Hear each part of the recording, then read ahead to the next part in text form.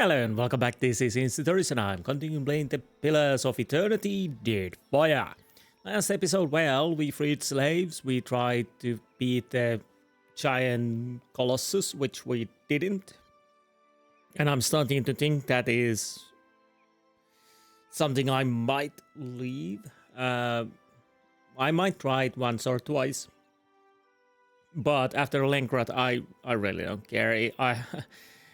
Basically, the problem is, if I beat it, it's probably when I've already done everything else except the main quest and the last missions of the main quest. So anything I can get from there, well, probably nothing that I'm gonna use. And, well, I could get the bragging rights or whatnot, but And we, of course, killed the vampires. Now, what we are doing is we try to kill the Lich. I took a lot on my crew. I hate when you can't change this, but we'll see how this goes. We need to level up a lot, I think. First things first, we need to just go in. I don't need any warning. I know what's in there. We're gonna die. And that's fine. But we need to change our crew, yes. Yeah, mechanics, yeah, history. And 1 point.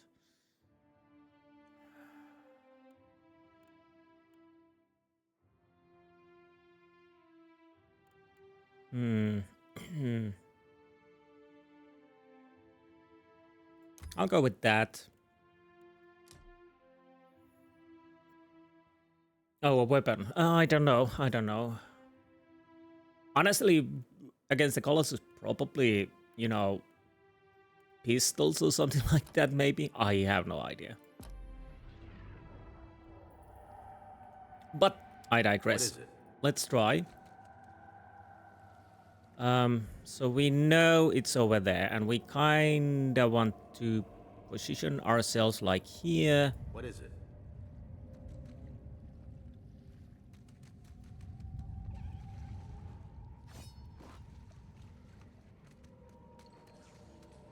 Come on, Barry. Yes? Okay, no, don't go there. We let them come here. No prisoners. There's a walloping. As much as we can kill before we need to deal with the Lich. This is futile. So far, so good. Honestly. It's going better than I anticipated. Not great, but better. Oh, by the way, I changed my armor. With pleasure. I checked the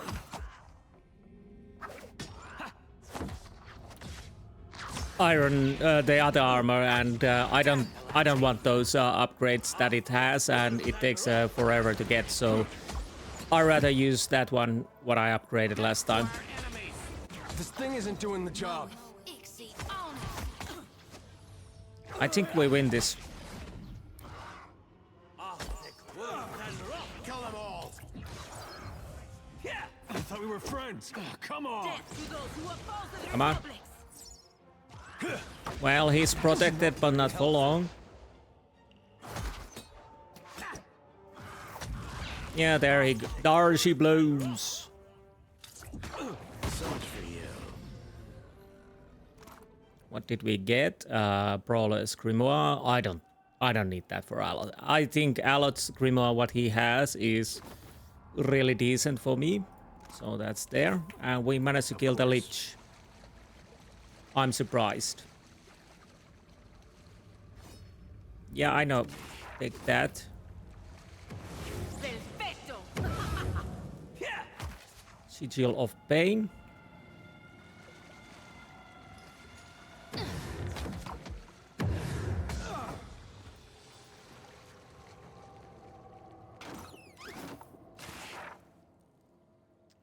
Sermon of Struggle, I don't need that. I know the struggle.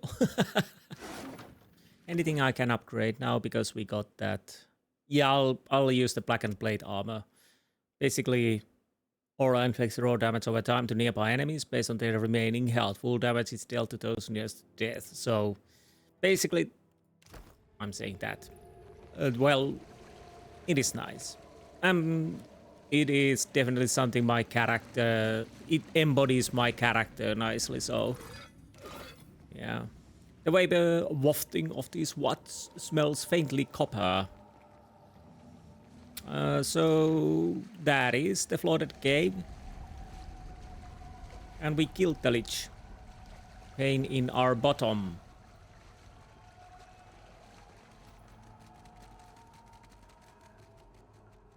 I read that with certain items or certain characters, the golem is really easy.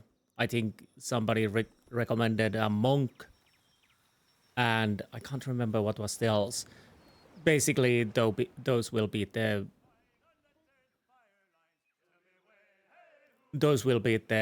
bastard quite easily, which is weird that you have to either you suffer a 10 minutes fight or something like that.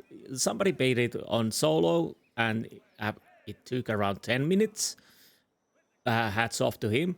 But I kind of don't like those kind of... That is basically just an enemy that you really have to have there. Oh, well, there are... I know the strategies are included, but that... It feels like it's impossible with my crew, so I have to build a certain type of a character, not using certain types of items, but or there are a few items that you can only use to be achieving the victory. There's actually, I can't remember the name of the item, but apparently it makes the enemy fight really easy. I'll have to check that, but again, I know that tactics are important with these games, but if the tactics are only couple, and my current team is unable to win, even though they are fully leveled, then and there's only 2 or 3 ways to deal with it, I think that's not good. But I digress. Now we are going to see how this goes, and I'll be right back. So here we are. If I understood correctly and we manage to kill Nemnok, the battle will end there. So we don't have to kill everyone, but still I'll have to be careful. I need to be a place where I can restrict... Wait. I'm in the wrong place. Awkward. So, is it here? Where?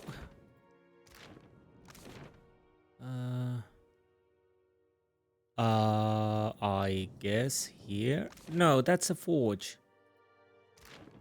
No, sorry, in the middle. Of course, in the middle.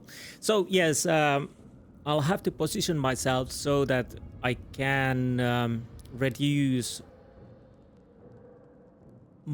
as much as I can the attacks from the sides and try to get them from the front.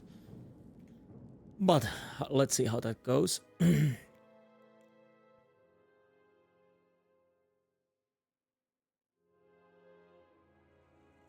I could go and talk.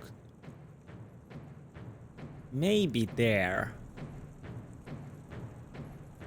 Or either here. Mighty Nemnok, we lay down our lives before your magnificence. You are the keyhole, the stem of the rose. What's this? You've taken your last step in the Master's Sanctum Outland. One ship? Nemnok is... You are too late! Yeah. This definitely sounds like a Indiana Jones and Temple of Doom. After a moment of completed silence, the creature simply turns its focus away without care. What have you brought me, supplicant? It gestures with an open claw, focusing on Kali. Sacrifices, mighty Nemnok. Kali. Behold!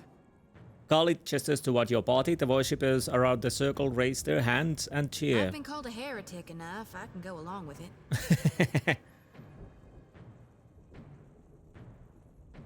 I would bring this mountain down around us before I submit it to you. You are honored to die by my hand.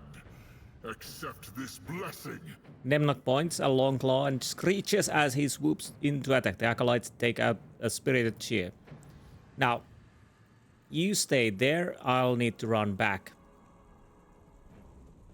I'll take care of it.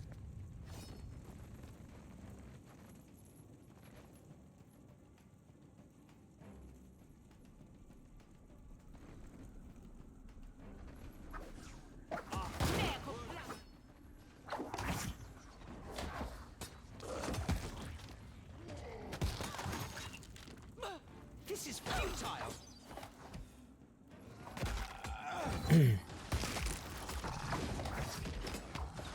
I kind of wish you could... Wait.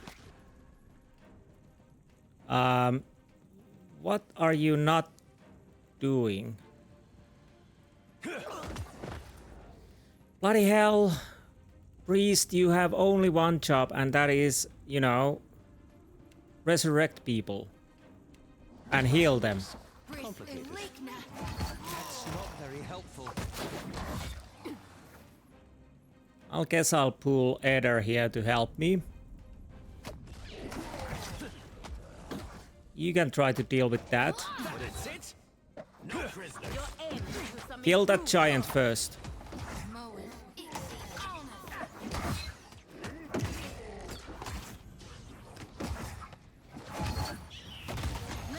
Okay, there goes the...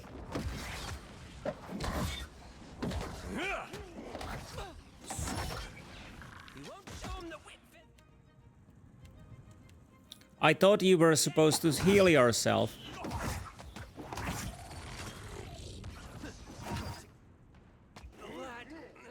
On his feet. Naka is almost dead. You... resurrect our Eothas. We need him.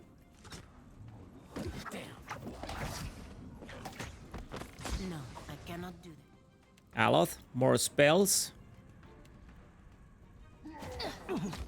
Start casting them.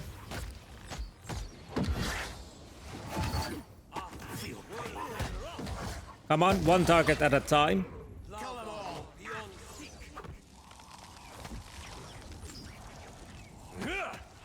Death to our enemies. Everybody towards Demnok. That hardly seems fair. No. My amulet.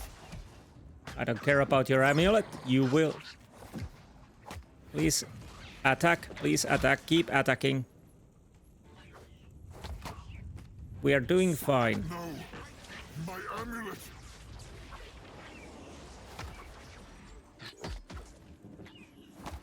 I think we can beat this.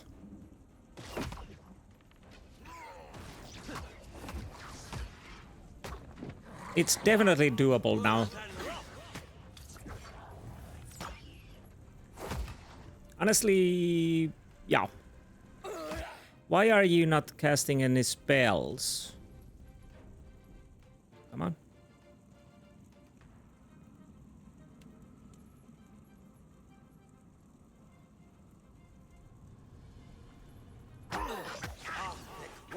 I thought we were friends. This is futile. Not any.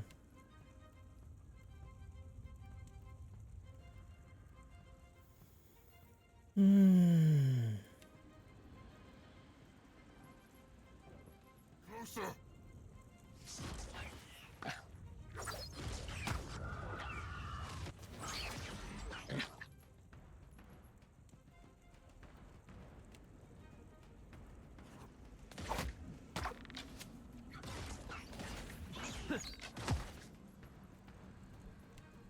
Oh, immunity mine, display image. So fire works. Nice. Fire works. See what I did there? Kill them all. Darkness flows and the light wanes. I might... Hey, whose side are you on? Honestly, it shouldn't be hitting you at all.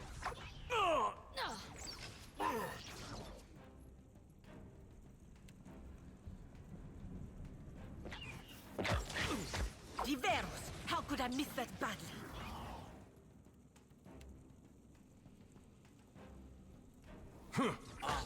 No prisoners. No! No!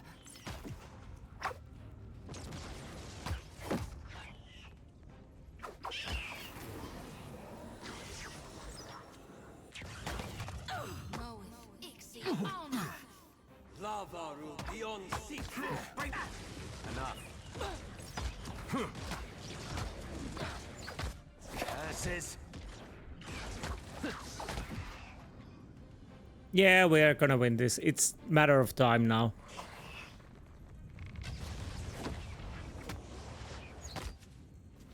Unless he pulls some kind of a weird thing. Yeah, there he goes. Bloody fake god. As fizzling energy dissipates and the dust of the battle clears, all that remains is shattered amulet and a tiny injured imp. The chanting of acolytes ends with a gasp. What acolytes? They're all dead. No!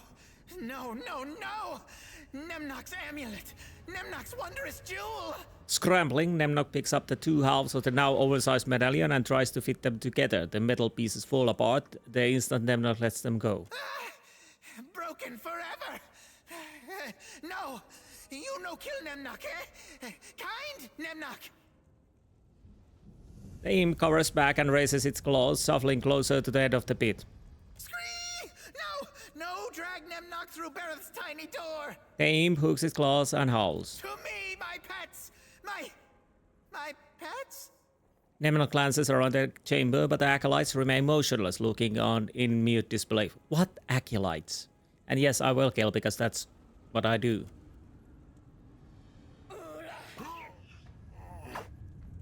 It is no use. I cannot get through. Okay, there goes Nemnok. This I honestly felt is an interesting fight. It needs tactics and of course high level stuff. Mundane shell. 15 resistance against evocation, correlation, illusion attacks, thermally stable, 15 all defense against fire frost attacks. That could work with the golem. Yep, not gonna use that.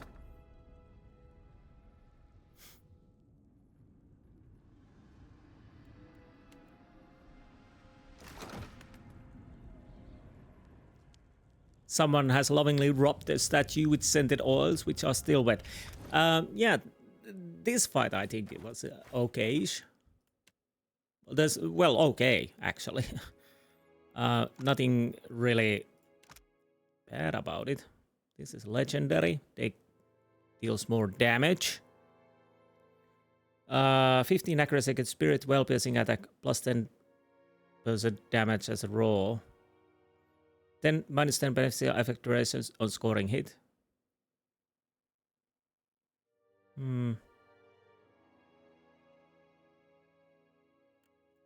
So if I enchant it, disruptive arrows, fires an arrow charged with a disruptive soul energy, disables active abilities on target for a period of time. Purging volley. Fires a volley of leeching ethereal arrows that do not damage but purge all beneficial and hostile status effects in the area. Weightless draw. 50 chance to recover immediately on scoring crit. Plus damage against... I'll go with the weightless draw. Then we'll take Purging Volley.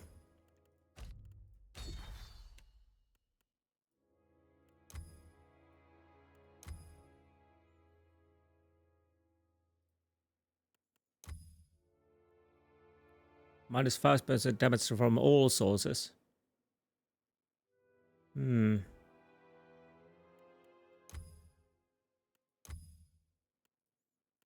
Grant Soul Smite. Use the Luminous Shard to stored soul energy to strike a target, knocking them back and prone and lowering their defense penalty. Penalty becomes more potent with the metaphysics skill. I'll go with the Luminous Harmony actually. Enchant. Can we get this to legendary? We can. No, we can't. But superb. Now we can get it to legendary. What? How huge shield? Oh, it was this. Sorry, God who skulls. I was thinking this. Well, it doesn't really matter. Bronze score, 15 defense acid, electricity, punishment, condemnation attacks. Well, I don't probably need that. God who is something I might use. So that's it. Oh, we need to take the stuff, of course.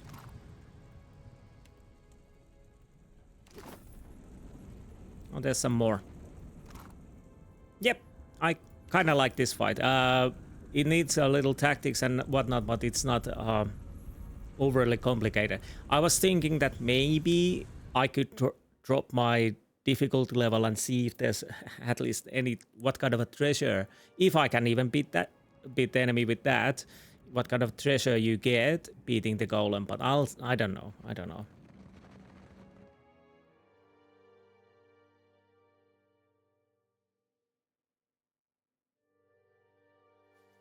But anyhow, we've done with this. So Hasongo is next. We're starting the quest lines. So about your son. No god of mine steals a child. I'm afraid that Kali is dead. The chisel nearly falls as Static brings his hand up to cover his mouth. A curse on that wretched... Sighing, Tatak looks up at the sky and gathers his wits. I knew this was possible, even likely when I sent you out there. The fault is with Nimnok alone. He passes you a small pouch of coins and resumes his labors, his expression vacant and haunted. 500 copper. Well, the question is how... that would be hard to keep the Kali alive, but I think it's possible because they attack you, of course. Unless I probably could have, you know, talked to him and he would might leave. Sorry. So there is that. Then we have that one island which we, you know, have no access to. I think it's a DLC, but we'll have to see. Once I'm at Hasongo, we see you there. Be right back. Here we are. I'll have to check what they actually sell. If I can. Well, I can't. Oh, right, because this is... Yeah, sorry. I don't get this at all. There was a Dawnstar settlement on Hasongo. Era kicks the few splinters of shattered wood strewn across the path. It's got trampled just the same.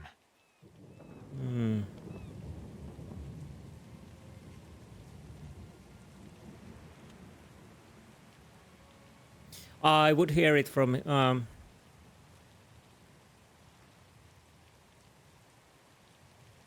It doesn't seem to matter who he hurts, he does as he pleases. This is Wide Wen all over again. Only now we know it really is Eothas behind it. I'll tell you one thing. When we catch up to that unstoppable god statue, me and him are gonna have words. Sure. Lava better be alright. Let's hope so. That's gone. Footprint. Yeah, I know. Please attack. Please attack. What the hell are you doing, dude? Sometimes I don't really know what's happening. Okay. Leave it to me.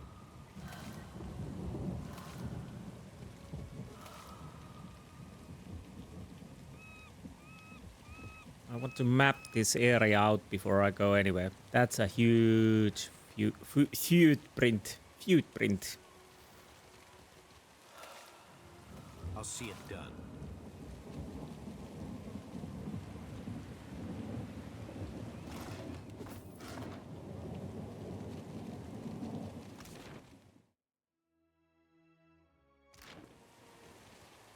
So the lighthouse is over there.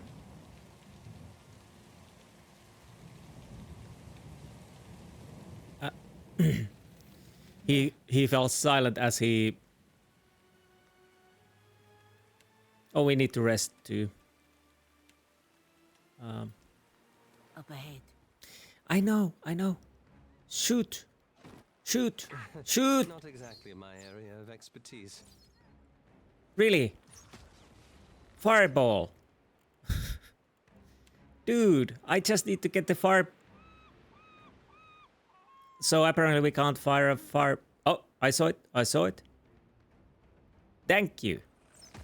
That order's too tall. Oh. Okay. I guess that's work. There's a walloping! So apparently magic balls cannot go, you know, to second level, which is weird.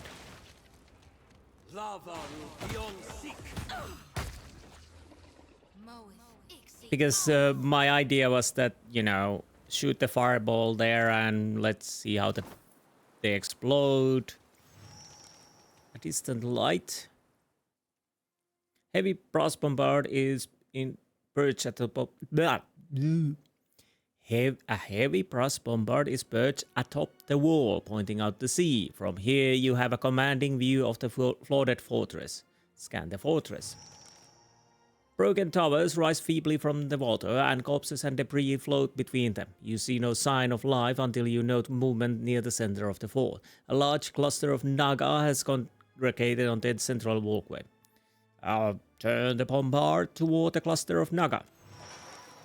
You try, but it's stuck. Looking down, you notice the gears attached to the rotating platform are rusted.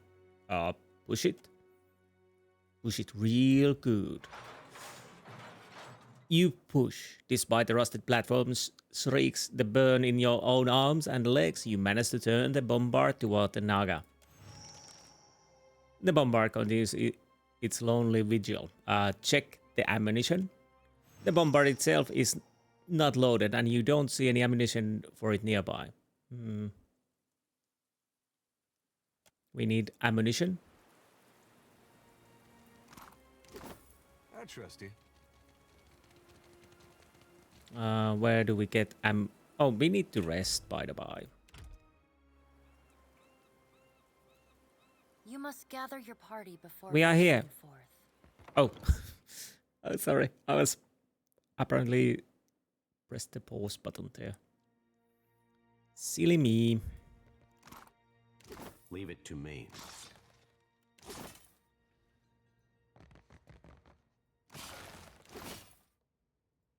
Attack of killer tomatoes. Madiko. I need to try something else. That must hurt.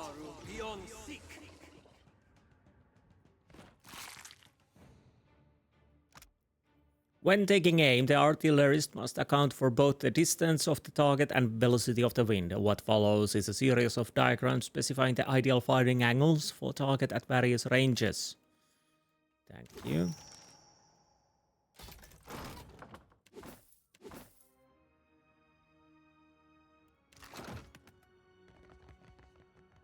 I'll see it done. But what I really need is the cannon. Naga soul. Okay. Cannonballs, I mean.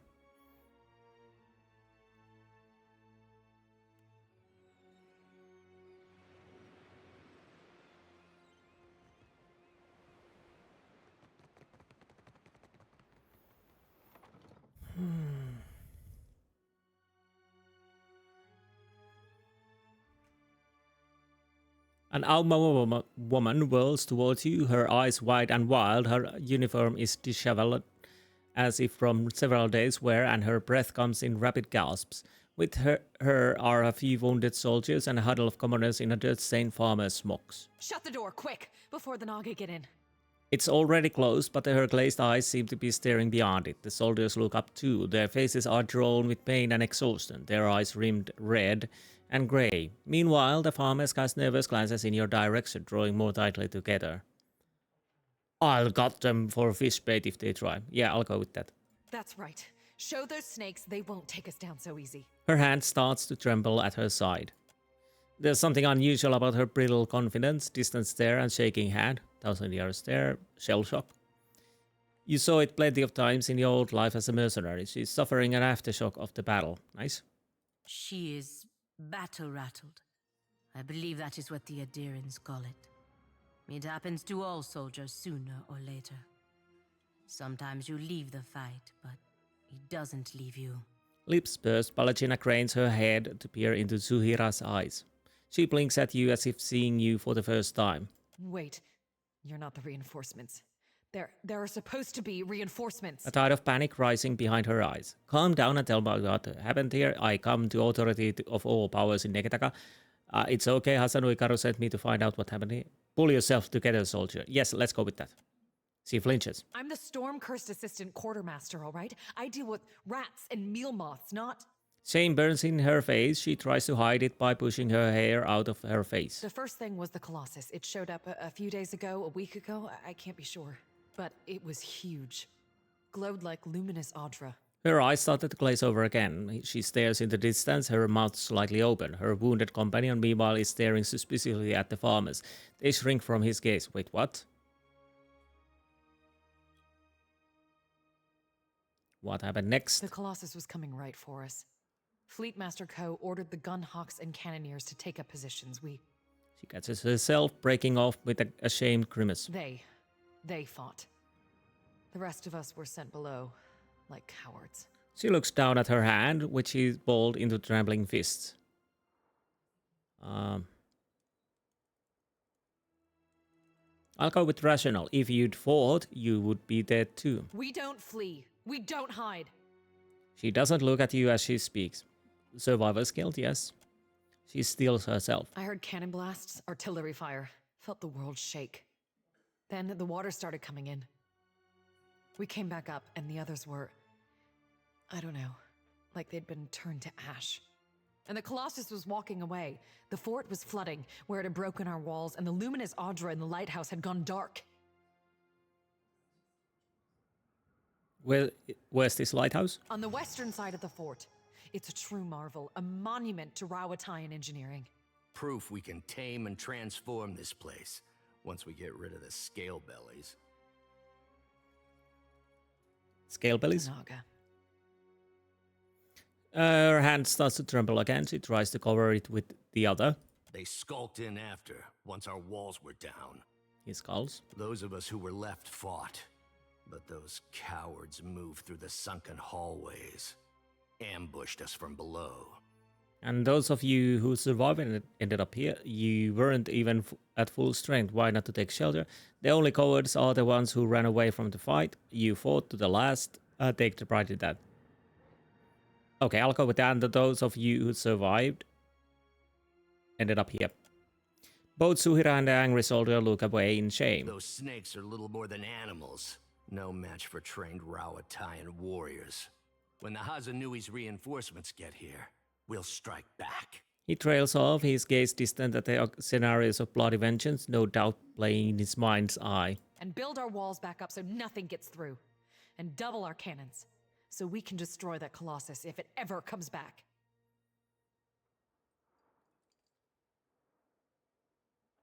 Where could I find ammunition for the bombard? Ammunition?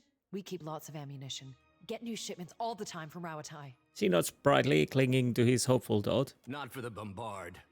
Fleetmaster Ko fired it all at the Colossus. All that's left are cannonballs, and they're too small. His despondency creeping up on him like a chill. Maybe Imuro had some. In his workshop, he was making these new explosive shells. The injured soldier suits her a look and she breaks off. That's not really what you'd call a defensive weapon, wouldn't you say? More like something you'd lay siege with. Yes, but you can still use it defensively. Anyway, you should check, just in case. Imuro's workshop was by the northern gate. She reaches into her pocket. And hands Keats, slick with her sweat. Is there anything else? What do you have against these farmers? Dawn stars. He cocks about a bloody phlegm onto the floor. Fleetmaster Ko hired them to tend the fields that supply the mainland, but they started acting strange, dreaming strange. You mean dreaming of things to come? One of them, Lotharin, had a row with the Fleetmaster over it, left angry just before the Colossus showed up. Zuhira and the soldier glared at the farmers as if this explains everything. Think about it, how could a bunch of farmers have done this? I'll go with the rational. You'd be surprised. One time me and my brother filled this fella's house with manure, right up to the roof. All different kinds of it. You really had too much time in your hand, Eder. That was the last time he ever called us irresponsible. Okay. Zuhira stares at him, seemingly pausing his story for meaning. I think their praying called it here. Yeah. Getting back at us for the Godhammer. Even if not, they definitely know something. He practically spits at the farmers. Spitting at our god? You ought to fear for the future of your soul. The Colossus that marched through here was Eothas. That monster that killed our people? I suppose he does look like a monster from down here. I told you, Zuhira. The Godhammer scrambled their god, and now he's taking his revenge. The soldier looks pointedly at the huddled farmers. They look away, cheeks flushed and brows perspiring. Our gods are above petty motivations like revenge. Really? No, Gon's got a bigger plan for you and me. Shoti, have you been listening in? The gods are quite petty, and they do like to have revenge.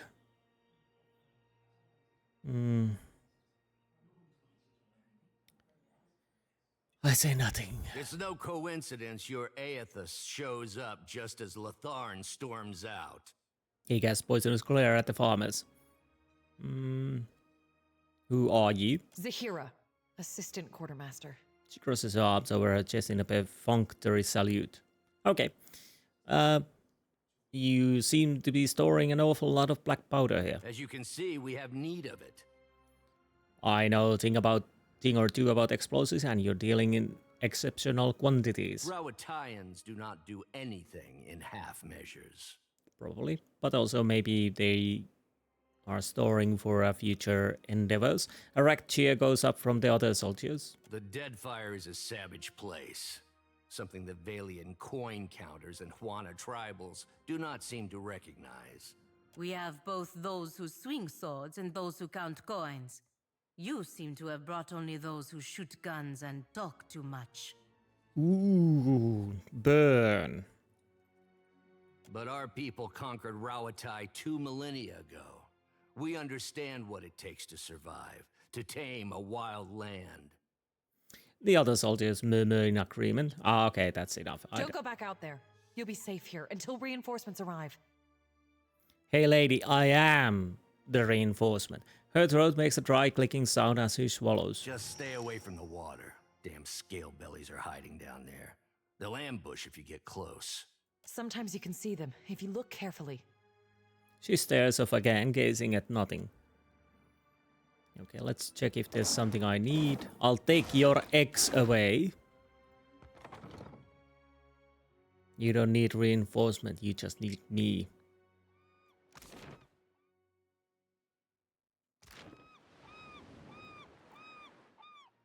Okay, let's go and find some cannonballs so we can use our cannon.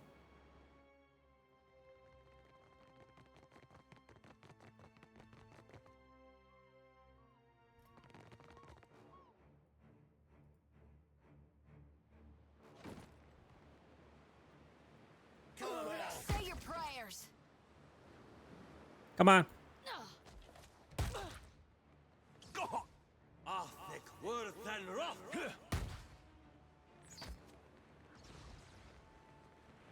Watch where you're aiming that thing. There's a walloping! Nice. Leave it to me. Is this the quarter? No, it's kitchen. Kichi kichi ya ya da da. Don't ask. For God's sakes, don't ask. Anywho. Not yet.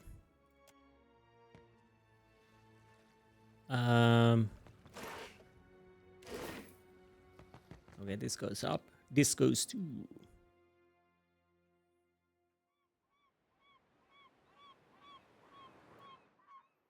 Oh, we could, you know, cross the path here.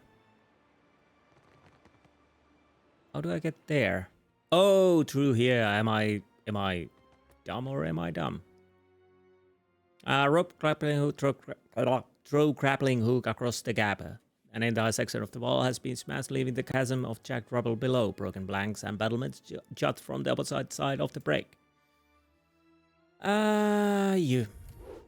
Success! Al-Balajira holds the grappling hook and the broken wall. It catches securely on the parapet. You have lost an item. Cross the rope. I don't know why I did that, but anyways, I did it. Did it. Let's go deal with the looters.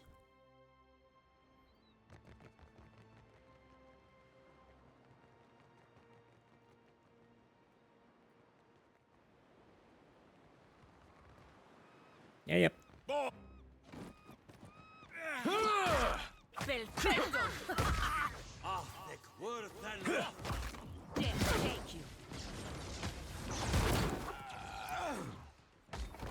Fast and sweet, nice.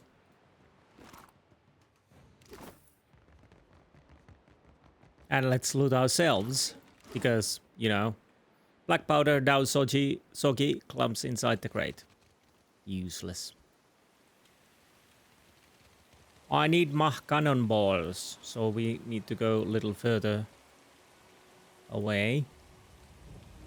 Because I got a ways to use it. Dining hall. I'm annoyed if we can't use it.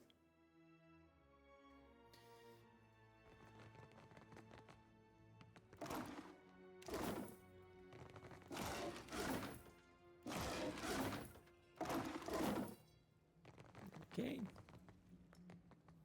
A cold, stiff hand protrudes from the rubble. Okay, let's swim. Swim into the passage. Orient yourself into the passage. Your sense of direction is sharp enough that you know the hallway to the right leads to west, while left passage leads to east. Left. You pull yourself past the corner and into the labyrinth of carnage. Debris from half-collapsed walls and shattered barricades clogs the tunnel. Corpses weighed down by armor and bloated with the decay pop and hover in the open spaces. You kick off the rubble to prone. Propel yourself forward. Even so, the way forward is more taxing than you initially thought. Swim onward.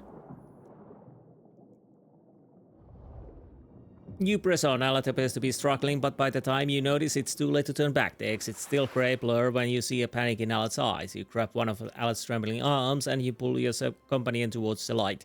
You reach a wood-paneled wall with a ruined green banner when you see the exit on your right. You push forward. Once out of the water, Alat doubles over and vomits a mouthful of seawater, trembling with exhaustion.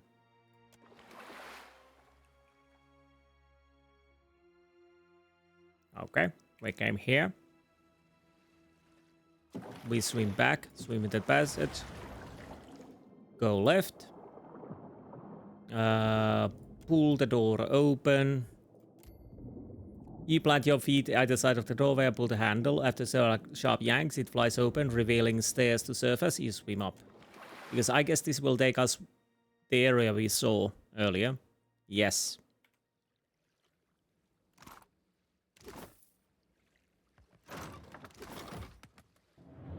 You feel the presence of a soul, twisting and sinuous. It notices you too and draws nearer. Its restless essence tingles against your own. It is searching, hunting. You recognize it as the soul of a Naga. What is this? Come closer. You glow so brightly, just like The soul recoils from memory of violence like a child snatching her hand from a hot stove. What were you searching for? away. Memory blooms at her core. A burst of vehemence shudders through her essence. The striped fiends profane the island, endlessly burrowing, building. They bury the Adra under stone. Sugan says we must find a way in. Sugan says I must find a way in. Who is Sugan? Speaker for the gods. grandfather to many. He leads us here. And the fiends gather at the walls, searching too. Not for me, but they see me still. You feel prickle of sympathetic pain as if pierced by a volley of bullets. Yeah, sorry, I misclicked. Come with me. It is too dark. I will lose my way, or be swallowed by the terrible walker. Fear shivers through her. Stay a little longer. Your glow is a comfort here. You died. No, not dead. Still searching. A desperate dissonant ripple drums through the Naga's soul. What are you looking for now? A way, I said. A glowing, shining way. As she speaks, you feel yourself pulled into her memory and into the dark abyss of in-between. You remember it from your own brief sojourn there. Yet, from the darkness, you and Yanas see a bright rift, a pillar with roots that seem to reach into the heart of the world. You recognize this as an Adra pillar. The way glows like an anglerfish lure, but it feels safe. It does. You are drawn to it, drift toward it. I will follow the way, I think. But then I see another glowing thing. This one does not feel safe. Another glowing figure appears, this one shaped like an enormous walker. 3 stars burn above its brow. You feel Janas's fear at this walker thing, even as you recognize it as Eothas. You watch the glowing figure approaches the pillar. It reaches out, and violent current rips through the darkness. You hear a chorus of screams, but they sound distant and distorted, as if coming from underwater. Light and energy flow into the strange being from the pillar and from 100 points scattered around it. At last, the pillar is dark. The glowing walker recedes, brighter than before. Everything is dark. Now, there is no way and no light. I am afraid. I'll restore the Adra pillar, then you can continue on your way. The way? I am searching for a way. Show me. She melts into the ether and becomes a quiet presence beside you. Okay. Interesting. Back to the water.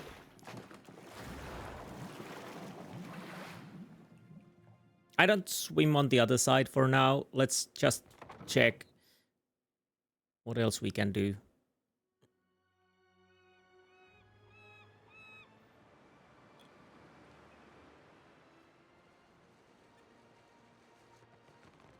Oh, I did already say. We can go up from there. I'll see it done.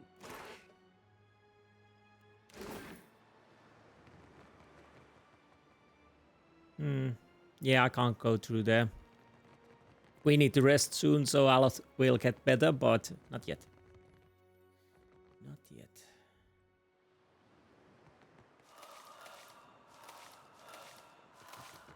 Leave it to me.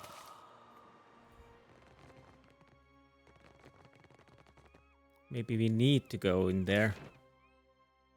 Engineering workshop. Okay, nice.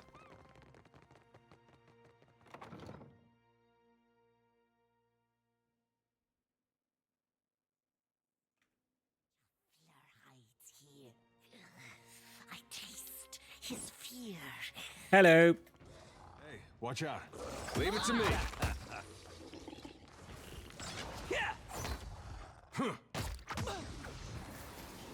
Darkness take you! Well, I bet it did. Hasongo Workshop Records. Magiverno received from Takova 135 barrels of saltpeter, 209 crates ammunition, sent to Takova 536 sacks of rice, 580 sacks of dried merkberries, sent to Brass Citadel, 73 barrels of black powder. So basically, we see quite a lot of things moved around. Lots of rice going to the Takova. Lots of saltpeter and ammunition coming to Hasongo, but less going to the brass citadel. So they are definitely doing something here. Aimuro. Hello there. An older man hunches over the work table, scribbling furiously by the light of the flickering lantern. His hair is an oily, matted mess, and his cheeks are streaked with black.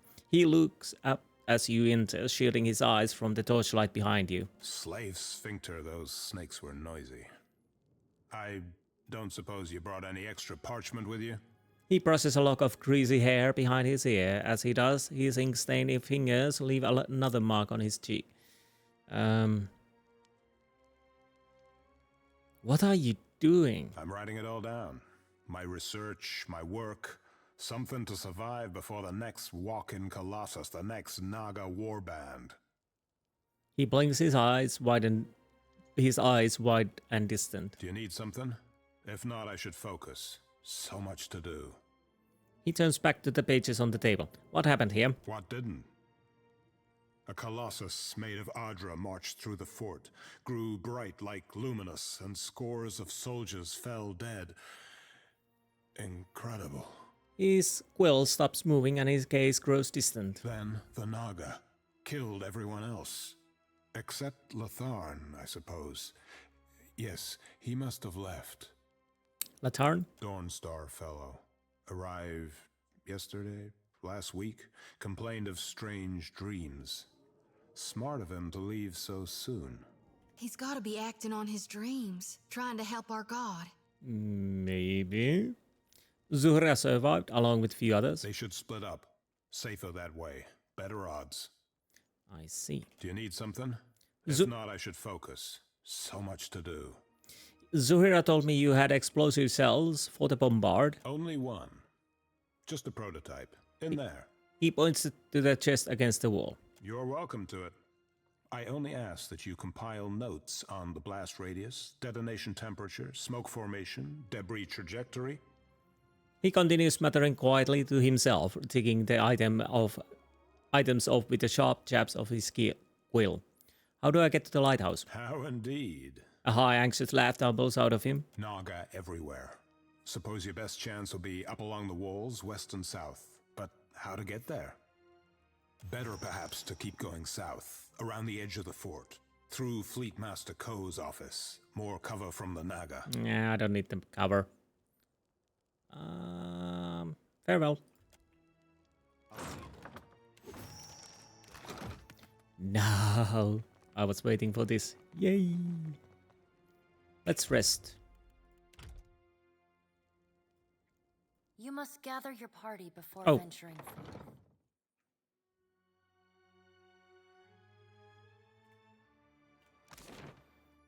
Back to here. I want to shoot the cannon, yeah?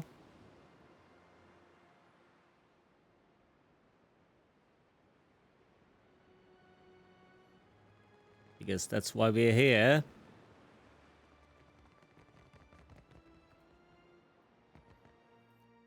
Okay, load the bombard. Carefully ease the shell into the bombard. You have lost an item, explosive shell. I hope there's powder in it. Aim the bombard at the cluster of Naga. You have 14. Allot consults artillery manual and uses to line up at the shot. Fire the bombard. You light the fuse and block your ears.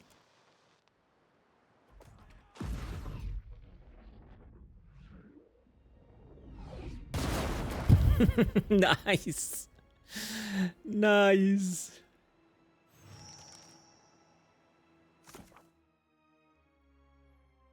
Bombard.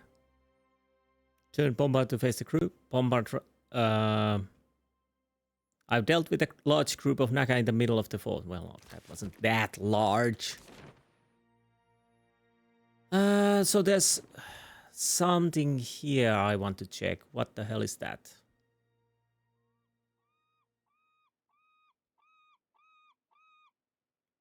Quack, quack, quack. Well, it's not quack. It's more seagull soundy.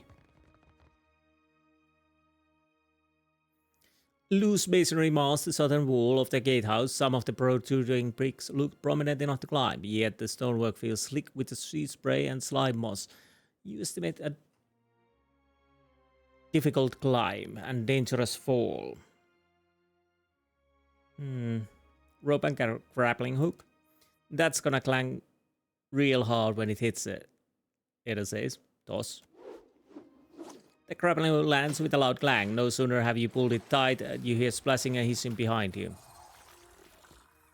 Well, let them come.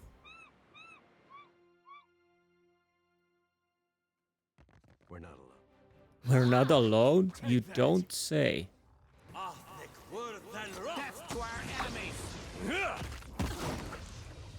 Now we are alone. Are we ever actually alone? Oh, so we could get, you know, here. But what's the fun in that? We're not alone. Okay. I'm on it. I need to try something else. No, you don't. Your sword is fine enough. Oh. Leave it to me. Yeah.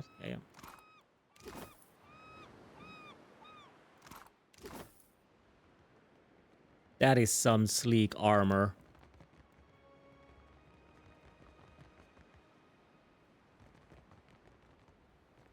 There. Kill them all.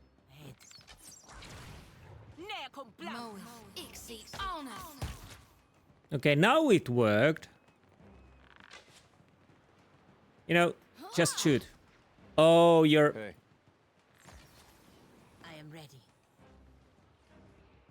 Okay. So it can shoot upwards, but for some reason it didn't work when I tried the fireball. So fireball doesn't go up? I don't know.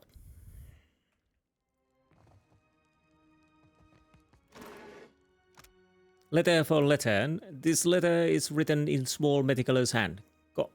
You know, I've never been one of superstition, but I'm telling you there's something to these dreams. Couldn't tell you what they mean, only that they wake me 3 times a night.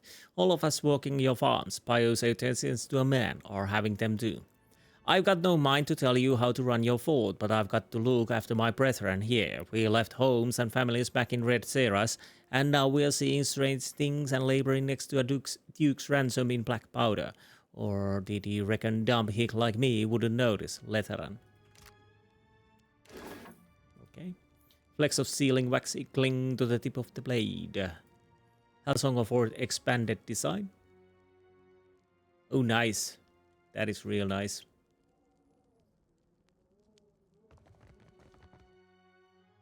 Proper fort. Wait a minute. Yeah, nice drawing, proper bastion system. Which makes sense, after all, we are in a gunpowder era. So that model came more dominant. Because these don't have dead angles, so yeah. Anyhow, that's enough for the castle systems. Huge leg footprint. Let's see. I want to uncover all of the maps, so there's that.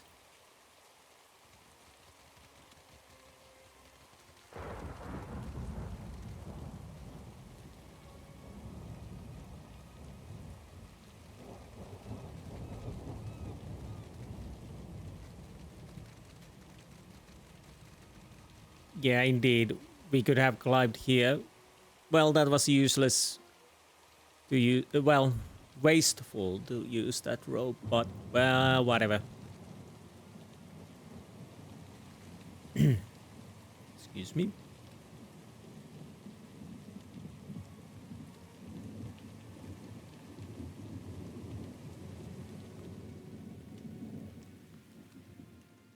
In vigor.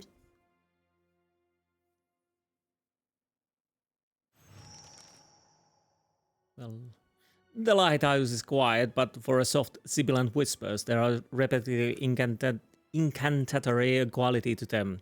Yet as you cross the threshold, an old Naga with skin like cracked leather breaks off. He swivels to face you, bearing one broken fang. The sea-striped fiends send you to uproot the tree of the gods, yes? Their blasphemy knows no bounds. Go! Carry a warning of what you have seen to the other shufflers. His tongue whips from his mouth like a ripped streamer. I need to approach the Adra. Fool! See what the impiety of the sea-striped fiends has wrought? The sand-striped shufflers know better. But you others come, smooth-toned or furred or sea-striped, with blasphemous hunger. Now, foreign ones dig at these roots, and the deep hunter is with us no more. Now, the gods return to rain their punishment on these islands. Again. His pupils narrow to angry slits.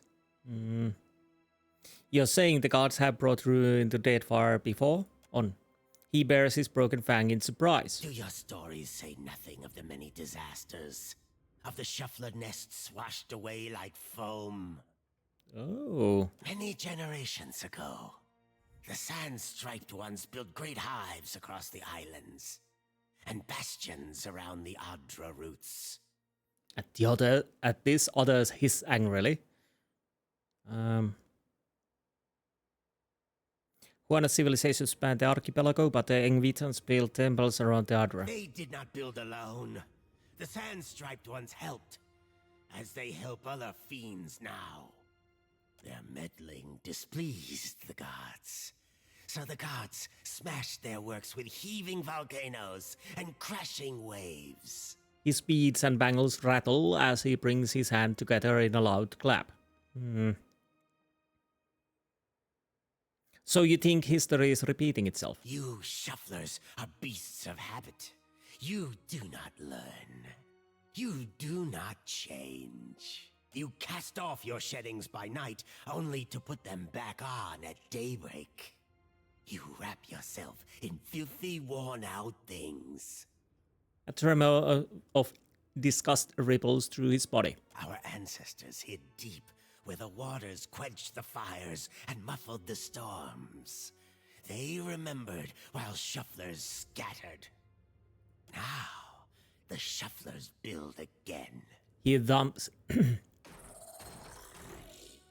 He dumps his tail on the floorboards. The gods see.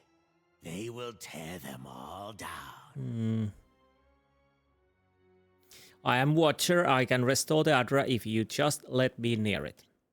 His tail whips on the ground as he considers you. If your fat tongue speaks true, then give us proof. What would you consider proof? I tell you, thick tongues lie. Forked tongues do not. If what you say is true, then surely you can speak with the dead. He cocks his head to appraise you with one eye. I will believe your words, only if I hear them from the tongue of my own people. Pull Yana's soul into here. Here it is, Sugan. Yana's bright wispy form appears, and the other Naga pull themselves into the tight, fearful knots. Only Sugan cranes himself forward, his head cocked. Sugan, I found the way. Emotion pulses through her essence, crackling in the ether. Yes, you died. We saw. Well, you wanted to prove, you dum-dum. The way became dark, but this one brought light. She turns briefly to you, but Sugan's mouth is rigid in a broken fanged grimace. We will kill the shuffler and free your soul, Yanas.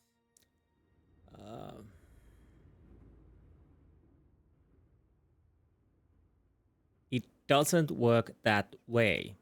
Yanas turns to Sugan, hissing angrily. Do old scales cloud your eyes? The shuffler glows like the Godwalker, like the way. She looks towards the dull Adra vein. Sugan and the others follow her gaze. He will open the way. Yanas points to you just as she begins to disappear. As the last of Yana's essence fades back into the in-between, Sugar regards the other way, calculation flickering in his eyes. At last, he turns his guarded gaze on you. The gods give you power, yes. But is it enough? Jesus Christ, does it matter? If I fail, you can try to kill me.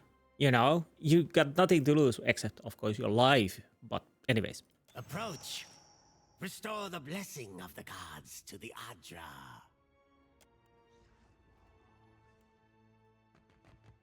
Flop, flop, flop, flop, flop, flop, flop, flop. As your hand touches the dim Adra, you feel the same cool, pricking sensation that you did when you touched the pillar near Port Mage. You concentrate on the pillar. The world around you swiftly falls away, leaving only the vast emptiness of the in-between. The Adra, and a multitude of golden threads undulating off into the distance. You begin to gather the threads in your mind, but find that they do not resist you as they did the first time. The filaments float, unmoored, through the all-encompassing gloom. Though energy still pulses through them, it emerges at the far end of the threads in brief and distant golden clouds, like far-off sidereal fireflies. It takes little effort to draw the threads together, no more than the conscious expression of desire. As the tether coalesces before you, the far ends begin to blacken and disintegrate. Within seconds, all that remain are motes of fading ash that mingle with the great gray expanse. Heat rushes over you, and the uncomfortable sensation of the Adra pillar's presence cuts off. The gloom of the in-between is pierced by the light of the living world. You are back in the lighthouse, no longer dim. The luminous Adra beside you is filled with warmth and light.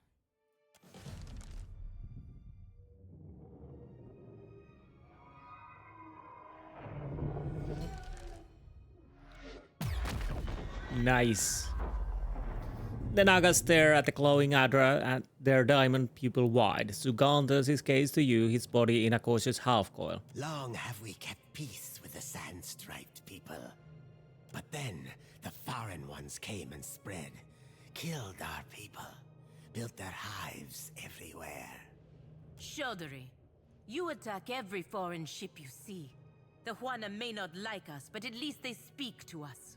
We were sure the Godwalker came to cast them out. That driving them away was a holy mission. Curiosity and consternation simmer in his eyes.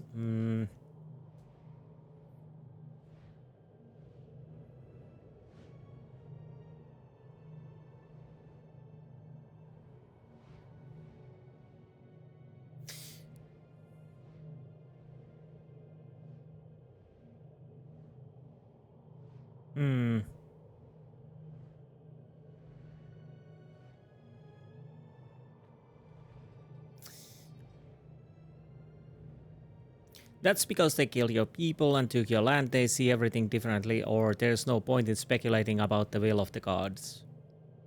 Well, there's no point in speculating about the will of the gods. That is the answer of idlers and tenderbellies, too weak of purpose to crawl from their own shed skin.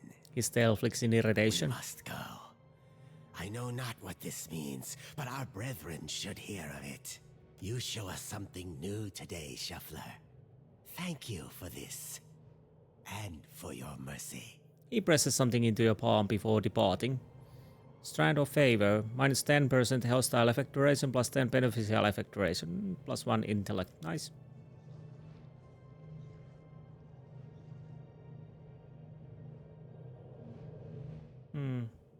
Let's go up.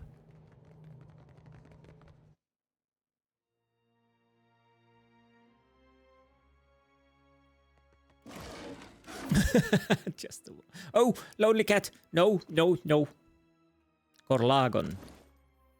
Where's our Catsy? Catsy. Sorry. Plus 5 damage from area of effect attacks. Yay. And your party's healing potions and abilities are more effective. And down we go. But we are still missing something.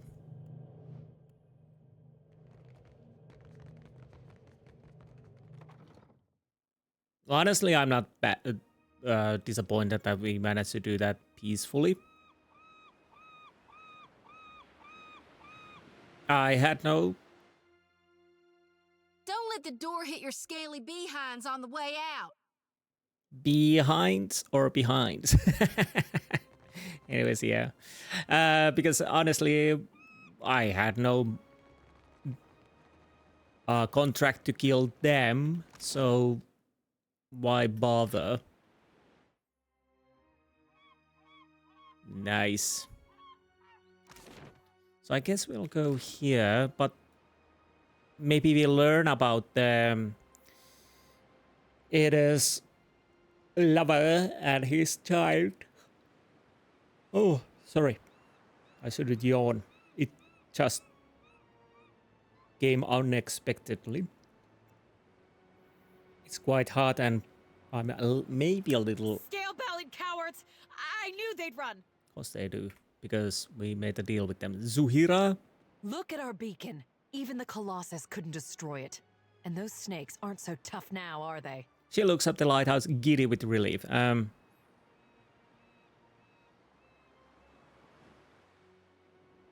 You underestimated the dangers here before. It would be unwise to do so again. Of course. She nods, but she's still staring up the lighthouse. We'll rebuild bigger and better, with reinforced walls and extra cannons. Our engineers will make this place truly impregnable. Indeed. More and more cannons. She finally turns to you. The Hansanui will want to thank you personally for your help here. And she should also know what we're up against. She eyes the Dawn Star and the crater's footprint.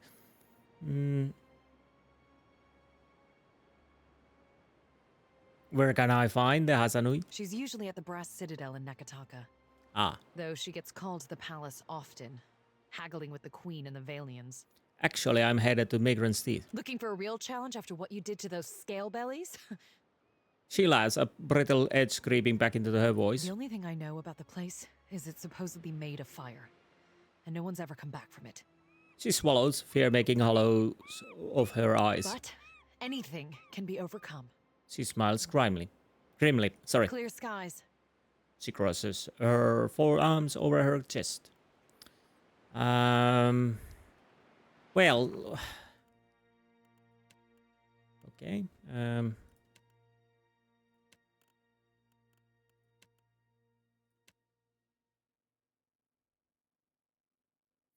Now.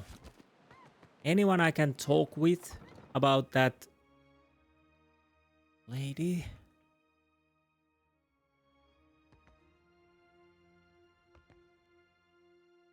Okay, not with that.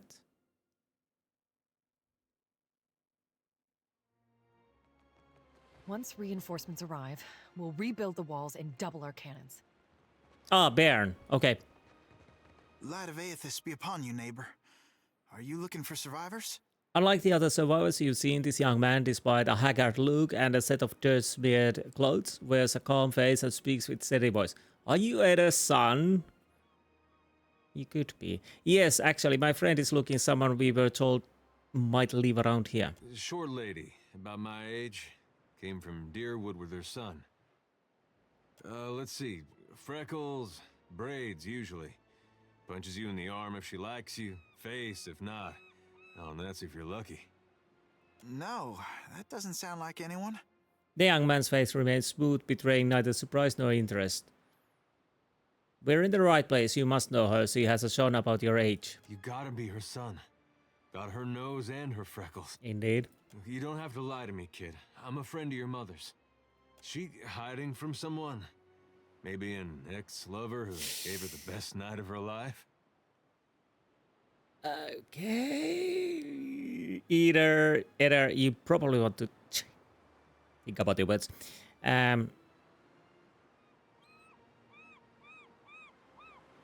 You're protecting her, we understand. No, I misspoke. Forget it. Just tell me something. Your father, you know him? I'm sorry, who are you? I believe my friend here may have had a carnal relations with your mother a long time ago. With the lava, though, it was more like she had carnal relations with you. Jeez. Okay. The boy blinks several times. It is unclear if Eder's comment even registers. Yes, I knew my father when I was very young. He was a man of strong faith. Have to be.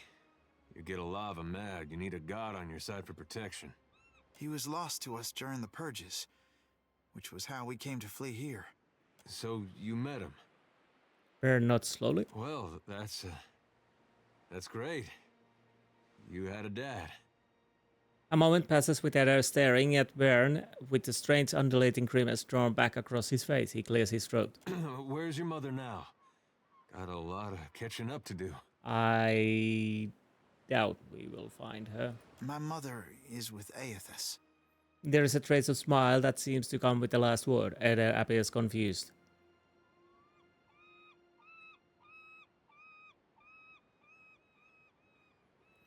Honestly, did the IQ just drop while I was sleeping? Meaning what exactly? She passed the veil a few years ago. A flu. Eder's jaw slackened. That was obvious. Bloody hell. It's possible her soul has taken a new body by now. But if she was truly blessed, she marches instead beside the shining god. The boy's hindered smile brightens his eyes far away. Eder's face has gone scarlet beneath his farmer's tan. His nostrils pulsate with each heavy breath. You lied to us. Said you didn't know her. Expect me to believe this now? He takes a short step over toward Bearn, who takes two back.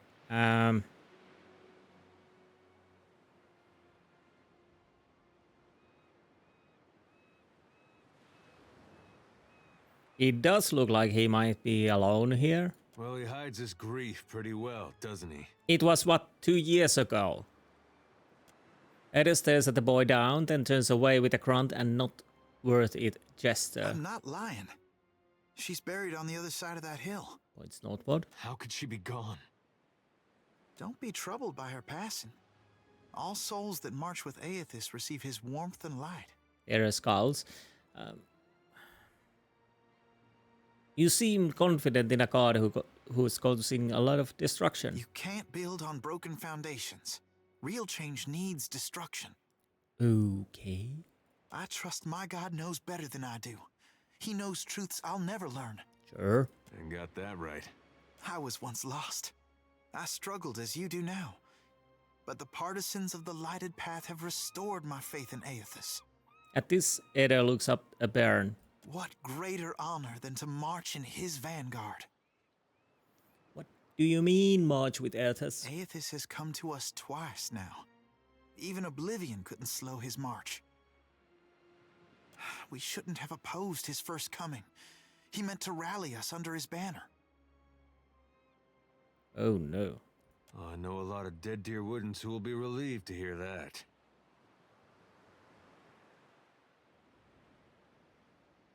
We were victims of a quarrel of gods. And seeing what we've seen, it's hard to believe they got our best interests at heart. Eothas forced everyone to declare themselves as ally or enemy. Nothing more. Oh, nothing more. That's quite harsh, you know. Now he marches again, and we have a chance to correct our mistake. And either you're with him or against him, okay? Well, that's charitable. I would like to have joined him when he passed this way, but I was weak. It won't happen again. So who are the partisans? We began as children of the Dawnstars, separated from each other as we questioned our purpose. But then Eothas granted a vision to Gaderian Bosc. Bosc saw an illuminated path lighten the way through a black abyss. The words fall from his mouth bulky and awkward, as though someone else had stuffed them there. And he saw Eothas marching on the path, and Eothas bade him to march alongside. Wait him? Okay. Not quite how I've been seeing it, but everyone's open to their own interpretations. And the Shining God told Gaderian Bosc to gather an army of the god's truest followers, and to prepare to lead it into battle. A god told, or Gaderian Bosc said the god told? You'd think after getting blown up, he'd slow down on the battling. Has this boss shown proof of his visions? Eothas himself has appeared in Deadfire in the form Gaderian Bosc foretold. That's more proof than any of his faithful could ever ask. What fortune to be given this opportunity, to know our god in the living world. Who does Eothas intend to battle? We don't know. The end of the path hasn't been revealed to Gaderian Bosc yet. Of course not. But to the faithful, shouldn't matter. No. How will you join Eothas when he marches beneath the sea? It'll be a great journey, but we're prepared. Gaderian Bosc knows the way. Why did you lie to us about knowing Alafa? Gaderian Bosc warned us. Those outside the partisans may ridicule us and test our faith. Especially our old families and others close to them. We've learned it's best to keep to ourselves and those with open minds, which relations and friends mostly aren't. Oh, great. Eder, did you get what you needed?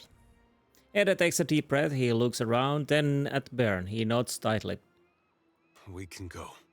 We'll be going. Hey, kid. What was your name again? Bearn. Right. This lighted path fellow, Bosc. Sounds interesting. There's some way I can meet him? He's usually on the move, rallying followers. But the partisans of the lighted path often gather in the temple of Eothas in Neketaka. I am soon to go there myself, in fact. There's an adherent there, Ogna, who initiates new partisans. No doubt she'd be pleased to help you.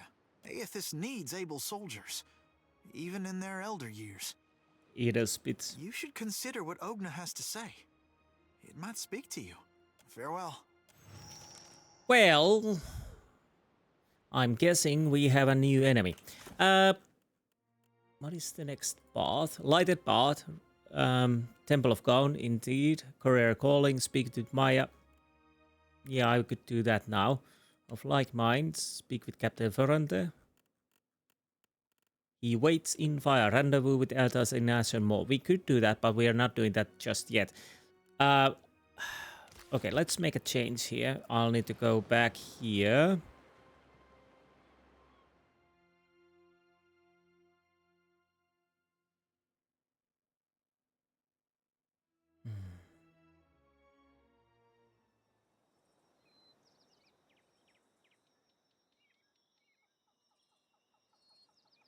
Anyways, what the hell is going on? I'll dismiss you for a while, I'll recruit you for a while, and then we go to Hasongo back, because I need to talk to Maya, apparently.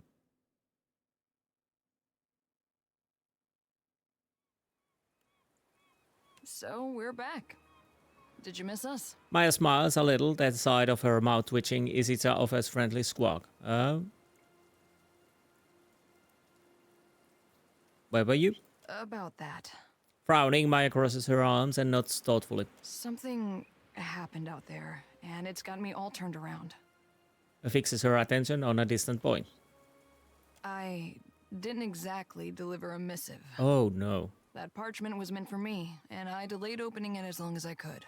She folds her arms. Hatsura gave me a name and a location. That was all. When you're a sharpshooter by trade and your boss doesn't offer clarification, you learn to arrive at your own conclusions. Say nothing. The rub of it is, my target wasn't some ship's captain or an ogre swinging a fence post. He was the Ranga of a Huana tribe. She raises her brow and studies you for any reaction. Sounds sneaky, tell me more. Why don't you start from beginning? Nodding to you, Maya shrugs away some tension that you hadn't noticed before. The village was beachside. No sign of foreign occupation. I might have been the first outsider to make land in quite a while. They were just simple folk going about their lives. Couldn't have been more than 50 of them. Their Ranga, though? He had a voice that carried, that echoed in the hearts of his people. Her eyes narrow as she concentrates on a far-off point. He was my target. You can guess what happened next. Maya shrugs, squeezing her forearms to release some tension. Tell me anyway. I picked a spot and a time of day. Morning, west-facing, plenty of tree cover. The light was in my favor. The winds were low. He left his hut, mussed his kid's hair, and set off for the beach on the other side of the island, checking lobster traps. Ishi followed him overhead, and I followed him with my sights, holding my breath, waiting for the right moment. And then I stopped.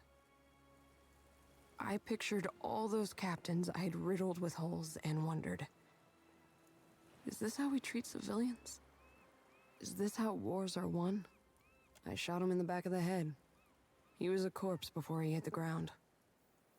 She opens her fingers like a flower blooming. It took a while for his kin to find him, but only seconds to figure out that he didn't die of a weak heart. She chews her bottom lip and glances towards Isicha. I'm sure the hole in his head was a compelling evidence. What happened next? This tribe surprised me. They acted like I kicked over their anthill. They got mad. They got to work. The old Rongo went onto a pyre, and the new one snapped into place. She took up the call for unity while the embers were still warm. Maya shakes her head, grinning a little. Acted like I hadn't just killed her boss for doing the same thing.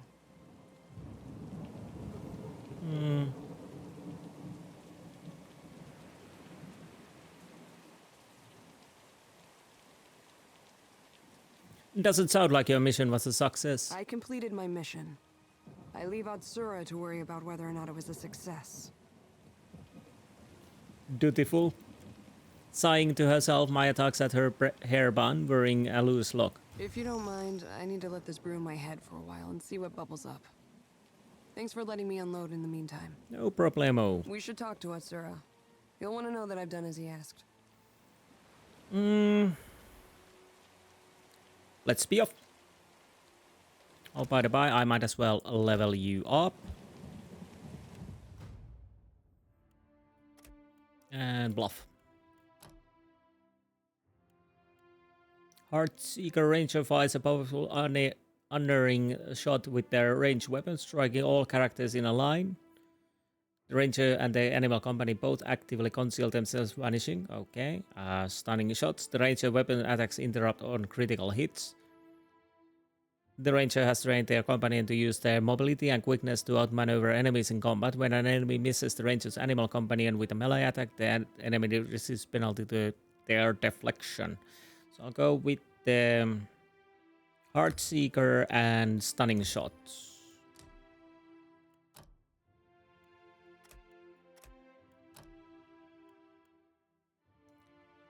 While invisible, both the Ranger and the Company receive healing and reduce hostile effect on duration. I could go with that or Distraction Dead. I'll go with the healing.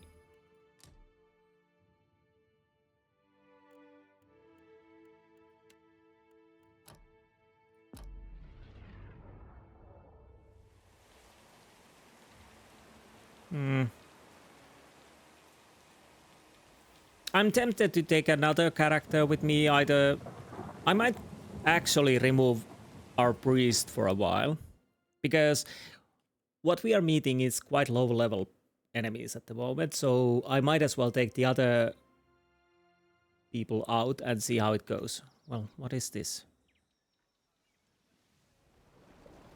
Hasongo is a mound of wreckage on the horizon when you see a dozen chunks sailing towards you. Even at a distance, you can tell they are making good speed. One of the ships pulls up alongside yours, and well-dressed Aumaua man approaches the edge of the deck. You recognize Atsura, the Grand Secretary of Royal Deadfire Company. Timely of you to show up, boss. I was just scribbling down my daily report. Maya folds her arms and nods across the gap. I'm afraid it will have to wait until I return to the brass citadel. He nods at Maya. It is good to see you again. I see you continue to leave your mark. He is gazing towards Hasongo with a peculiar smile. The Adra beacon, visible even here, shines brightly. Neketaka is abuzz with the praise of your good deeds as well.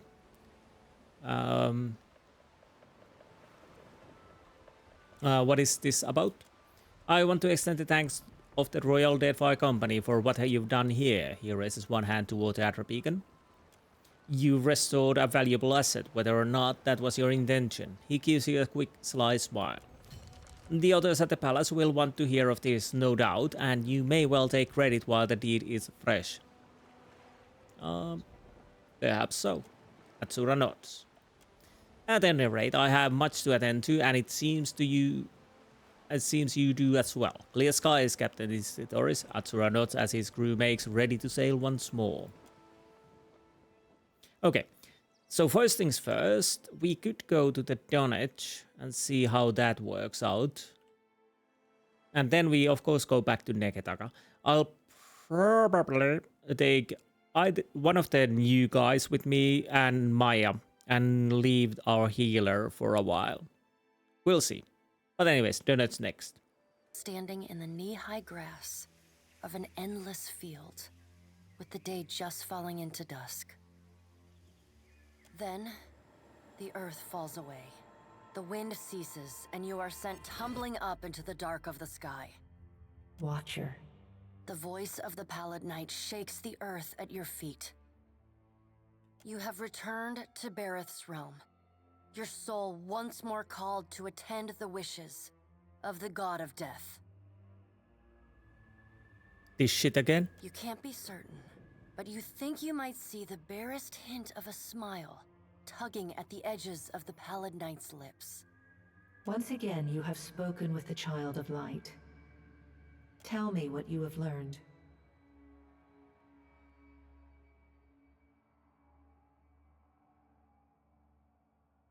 Say nothing. You feel a ghostly hand at your throat.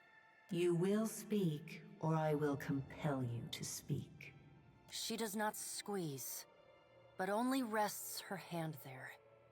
A threat as gentle as a lover's caress.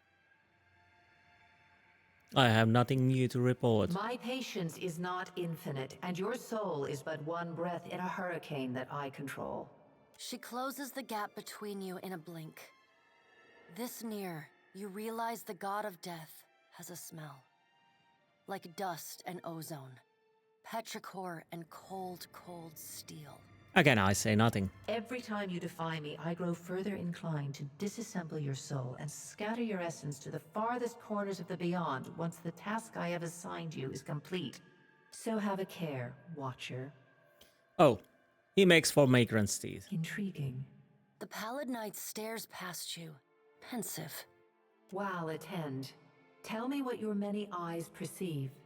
Her words ring out, and a heavy silence descends. In the silence breaks the murmur of countless voices. They speak all at once in languages both known and unknown to you. In the space beside Berath, an eye blinks open, followed fast by several more. They are round, keen eyes of Kith, the slit eyes of snakes, the small, dark marbles of birds, the bulbous lanterns of deep-sea fish. Here we are. Okay. A figure walks through the cloud of eyes as one might step through a door. It is an Orlan, then a pale elf, an ocean human, a Naga. Each of them eyeless. They are Fowl. This is the first interesting thing to happen in ages, and we do so love a riddle. The figure wears an Amawa's grin, and the many voices beneath its own titter. Yes, it's so interesting when hundreds of kids die so Eothas can take a stroll. No, I say nothing. We see between the strings of the world, and Eothas is there, strumming them like a lute. His tongue is still, yet he sings of a coming joy. What tune he plays, we do not know. It is complex, ever shifting. One moment vibrating in harmony, the next in discord. A man strides through the door to Berath's realm. Behind him lope wolves with lolling tongues, and jungle cats whose long tails twitch with every step. Galawain, the changeling, arrives, and he brings with him the wild heart of Eora's untamed places. Fast on Galawain's heels, a small wave of seawater washes across the tiles. It pours off the edge of the platform and cascades down into the beyond. From out of the water rears a glowing lure, then the head of a gigantic fish. The round black eyes of Andra, roll to meet yours. Eothas is nothing if not resourceful. I admire his nerve. In the changeling's voice, you hear the soft patter of rain on leaves and the rush of wind through treetops. Again, I say nothing. If his journey leads him back to us, he has proved himself worthy of return to the fold. Eothas does not return to us. He returns to execute some grand plan. We must stop him. Andra's voice rises like a tide, panic riding its crest. The doors lining the walls of Berath's realm slam open in unison. Why do I feel like that Eothas is trying to release the kit from the current gods? Control of the current gods. Warped pieces of ancient armor and the remnants of discarded weapons roar through the doorways. They meet in the center of the room, in a shower of sparks and form the vague figure of a man. Finally, a blacksmith's sledge hurtles past your shoulder, and the figure snatches it from the air. Show off. A man made half of metal and half of ruined skin stands before you. The rounded metal of a well-worn shield makes up most of his skull, his right eye socket, and jaw. His mouth is pulled forever into a half-grimace. If Eothas has something foolish planned, perhaps we can turn him from that path and set him down a more productive one. Abaddon's words crash and screech together, like long still gears forced to movement for the first time in centuries. Abaddon speaks with a child's naivety. He violates not their realms, but mine. I feel his urgency in every stamp of his feet along my spine. I will send tsunamis to slow him, if Mogren would stir the earth beneath Mogren's teeth. The water at your feet recedes. Lava oozes up through the shallow water, and a woman made from the guts of the earth emerges. She settles her characteristic broadsword on her shoulder and sighs a cloud of smoke and ash. Mogren returns. In the age when our steps carved valleys across the face of Eora, our bodies were impervious to all but the strongest attacks. I doubt fire and water will be enough to stop him. But I will bear down upon Eothas with all the heat and fury of the earth. If I must. I say nothing.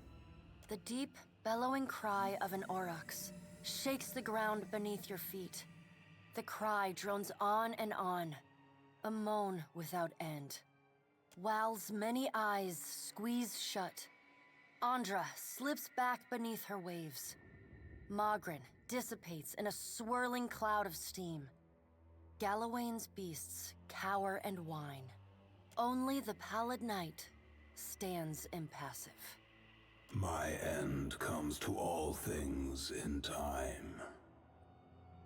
Should Eothas care to hasten the inevitable, I welcome his efforts.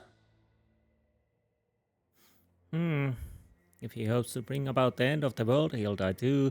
What could Eothas possibly gain by destroying Era? I don't know. Death and I are well acquainted. I welcome its return. So I'll ask now, what would Eothas possibly gain by destroying Era? Eothas seeks a slate wiped clean. Freedom from the endless revolutions of Berath's wheel. The final emancipation of the countless stolen mortal lives the gods hoard within themselves. The Child of Light will not choose the hour of my death. Mogren tests the edge of her broadsword with a smoldering finger. He sows chaos in his longing for a radiant dawn. So much will be lost in the cacophony of fear his actions inspire. The crack of thunder rends the air. The gods fall silent. We can wait no longer to act. Speak with him, Watcher. Discover what it is he plans. I'll do my best. It's not like I have a choice. I say nothing. Water begins to creep across the floor.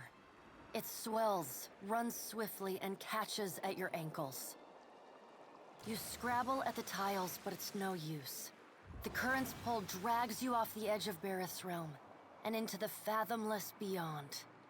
You splash down in water so dark you can't see the bottom. Then, the water recedes, gone, like a dream upon waking. The hard wood of your cabin's floor presses against your spine. The gods are gone, but you remain. Nice little chat, I would say. That went well. Anything I can do here? Can I talk to you? Nope. So, back to original plan. I'll go to Dunnet and see what's going to happen there. And once there, I'll see you there. Be right back. Okay. A colorful parrot alights on the railing of your ship. A missive bound to its leg appears as the sigil of Kahanga tribe. Read. Queen Onekasa's missive. Captain Insti, it would be my honor to host the savior of Hasongo at the Kahanga Palace. Neketaka is a city of Huana and outsiders alike, and there is no shortage of work for kids who are determined to be as useful as you. Should you have stamina for a good climb, the palace at the Serpent's Crown could be your second home. Think on it. Regards, Queen Onekasa II. We have met, yes. Was it the Balefire Beacon? Bacon.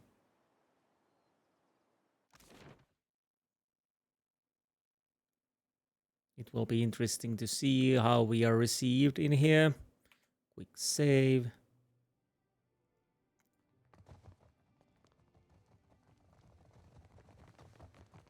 Hello there, Ferrante. Castle warned me you would come, but he did not indicate how much he'd have briefed you in advance. The captain straightens the frilled cuffs of his sleeves, ready to get down to business. Need I remind you, the entire point of dealing with a chaffed crookspur was to make inroads with them. My special associate. He tugs at his sleeve cuffs irritably. However, we shall consider this an opportunity lost and put it behind us. You do still hold immense value as an investment for my success. Of course I do. Come, let us share a fine conversation. Let us discuss what you needed. I am listening, amico. What weighs on your mind in this moment, Casita? I don't really want to know this. Come, let us share a fine conversation. Was it... Prosperity be with you. Okay, so was that it?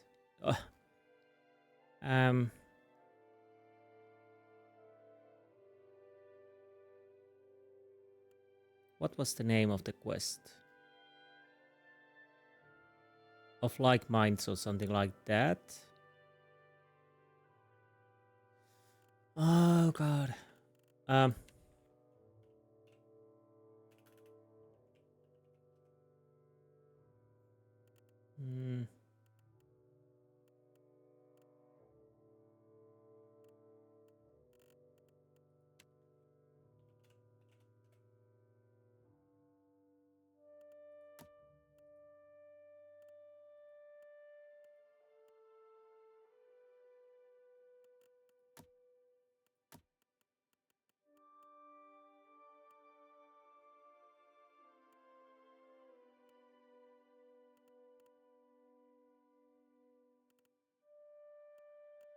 I can't remember the quest's name.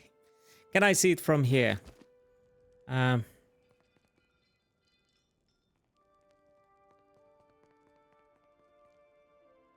I'm gonna find it. Be right back. So it was the of like minds, but somehow I didn't find it there. And it is connected to Crookspur, and because we, well, dealt with the Crookspur, so that's that. So next stop will be Neketaka. We meet the Queen again. Try to find Maya's boss and meet the new group. So once I'm in Neketaka, I will see you there. Be right back. Okay, we met Letharn. I didn't realize we're actually in Neketaka, and I was just passing by, but yeah. And you must be Lethan. You left Hasongo just before Eothas arrived. I knew it. Our paths were meant to cross. I've been having strange dreams, a wheel that spins and spins, an orchard of oiki trees, each grown from the fallen fruit of the last. He scratches at his withered chin. I thought this was some random encounter, but apparently it isn't. Then the spokes of the wheel break apart, the tree stops growing, fruit falls and rots until the ground is covered with festering, stinking pulp.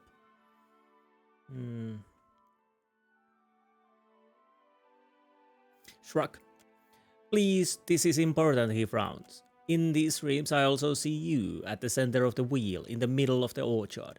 You were there when Eothas rose, and you seem to follow every place he's been. He works his mouth into a fretful pout as he gets to the crux of his concerns. Eothas has always meant rebirth and redemption, but so much death follows his wake, both in the Saints' War and now here again. His wide eyes are full of questions.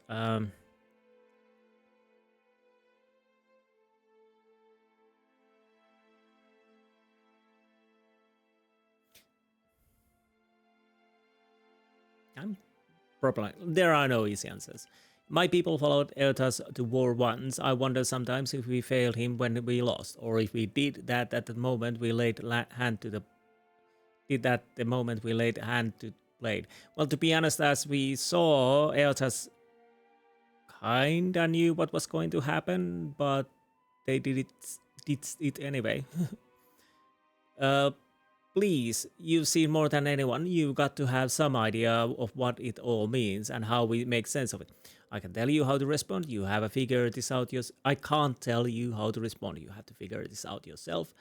Don't rely on custom to drive your fate, or you'll make the same mistakes as before. I don't know what it means, but I trust there's a higher purpose to the gods' action, including Eothas. Even gods must answer for their crimes. Eothas is no exception. The gods aren't the only means to greater understanding. Together it can achieve much. Just look at animacy. Your fate and your way of life has kept your people together through war and famine. Hold on to them.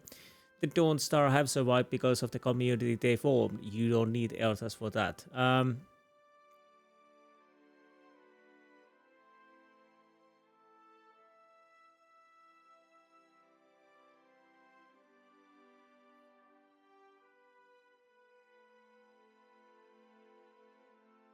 The gods aren't the only means to greater understanding. Together it can achieve much. Just look at animacy.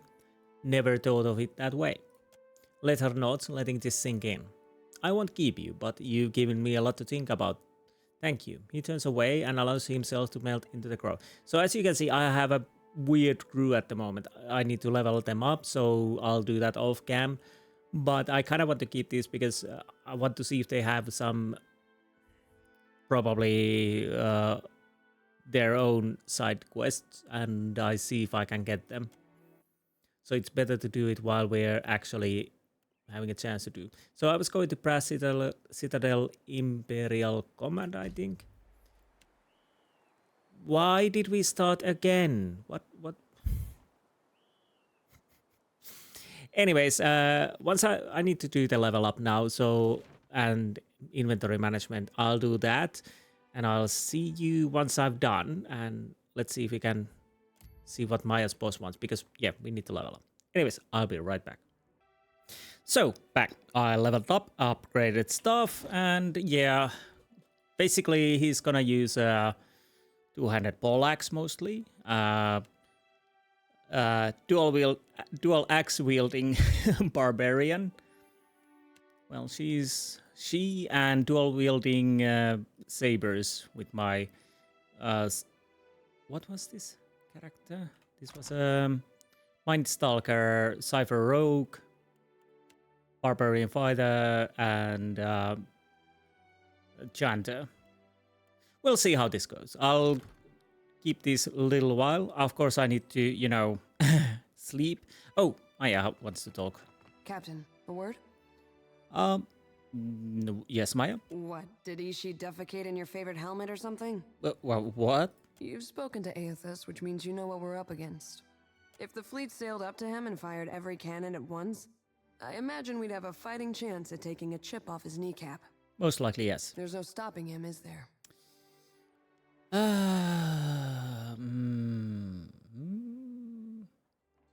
I'm not ruling out the chance of an unlikely solution. So that's a no? She sighs away some of her tension, rolling her shoulders and cracking her neck. I suppose there's a certain appeal to recognizing the inevitable. We don't have to waste our breath trying to stop it. Care to elaborate on that? It reminds me of the first time I shot to kill. Folds her arms and grins. Oh, I have to hear this. There he stood, a pirate captain barking orders from the forecastle. Out of everyone's range but mine. Maya holds up her hand to frame a distant spot. The wind toyed with us. I took aim, never thinking I'd make the shot, but then I felt this awareness, like someone out there was aiming me. A cannon blast took me by surprise. I squeezed off a shot, expecting it to fly wide, but the bullet took my target between his eyes. Nice. She traces a circle over her brow. I don't know if Berath kicked open a door or the Sky Mother held my hand, but that man was meant to die. I've got that same feeling now. Better or worse, I know that Eothas is meant to succeed. Time will tell if Eothas getting what he wants is good for the rest of us. Hope I didn't take the wind out of your sail. Whether or not we can change anything, at least we can say we were there. That is true, yes. That's more than most people get. Let's be off, and that's true again. Anyways, I digress. Let's go downstairs and meet Maya's boss. Then we'll go to the palace, and after that we deal with the weird cult. Sayuka said her work's finally continuing. Won't say what it is. Atsura folds his hands and cocks his head, watching you like a specially thoughtful bird of prey. He waits several seconds before speaking. Nothing stands in your way, does it? He claps you roughly on the shoulders and greets you with a hard-edged laugh that barely sounds like his own.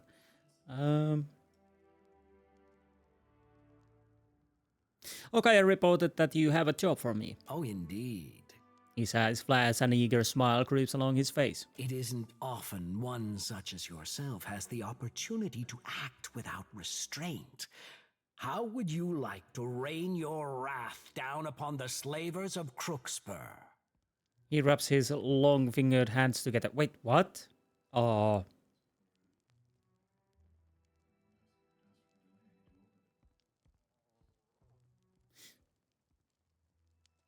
You must have known this for a while. He considers his answer, canting his head to one side. It is not news to us. But action without proper planning is as bad as inaction. Man's got a point, yep. Slavers sow chaos wherever they ply their unsavory business. They uproot communities, disrupt trade, and attract the vilest criminals. Okay, carry on. Unfortunately, they've been allowed to operate here for years. You're saying that powers that be have colluded with them. Oh, but I wasn't trying to cast aspersions. He squints, making a helpless gesture. I may have heard that certain persons of influence in the Valian Trading Company have connections with the slavers. Well, I guess good business is where you find it, for Valians at least. But the larger problem is that they were allowed to settle in here in the first place. For that, the Juana must take responsibility. How do you figure that? Allow me to illustrate. He brings his hands together and clears his throat. 2,000 years ago, our people began the conquest of Rauatai. The land was new to us. Many of its inhabitants were better equipped. I think I have heard this before. But we overcame them. We were unified where they were scattered. And we were not content to huddle in cliff caves and subsist. We were determined to make a better life for ourselves. Okay, I'll answer the same as before. It is difficult for fragmented, transient tribes to maintain control over their territory. The Valians and the Principe will tear Deadfire asunder, and the Huana will stand by and let it happen. The only way to prevent this is through overwhelming force. We shall ensure that the slavers do not return, and give the Valians and the Huana cause to unite. In any case, our attentions are now focused on Sayuka for now. Okay. I'm sure the Hasongo will summon you when the time is right. Maya has business with you. Indeed. I hope we return victorious. He turns to her with a bold, almost confrontational stare, a look that seems to mirror her own. It's done in any case. I'll leave you to decide what victory means. I say nothing. I'm certain Harama would have agreed if he were here with us. He pauses and cocks his head. You're not sure if he's letting this sink in or just choosing his next words. Twaha reports success and sends her thanks for your swift intervention. But what of your own assignment? Again, say nothing. Nothing that a mountain of bronze Oas won't cure. Rauatai values your service, as do I. And I can think of no better reward for the rough country's finest sharpshooter than a piece such as this. He reaches below his desk for an arquebus, which he presents to her with stiff formality. 3 bells throw through reduce base damage, attacks in the line, unstoppable, penetration. Okay, I'll have to check that a bit better. I won't keep you. I know you both have plenty of business to attend to. Very well. So, what kind of a weapon is that?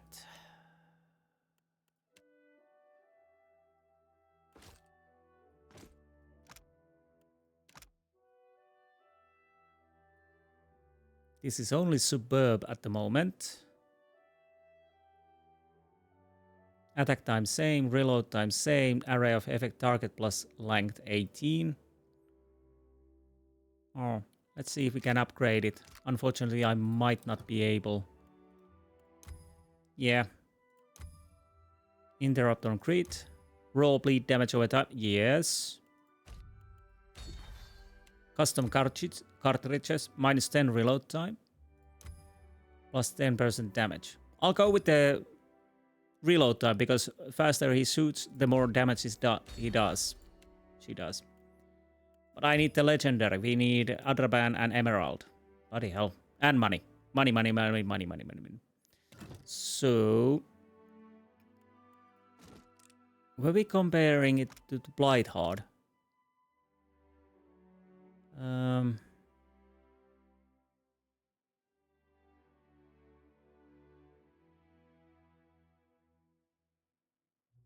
I'll go with that weapon for now.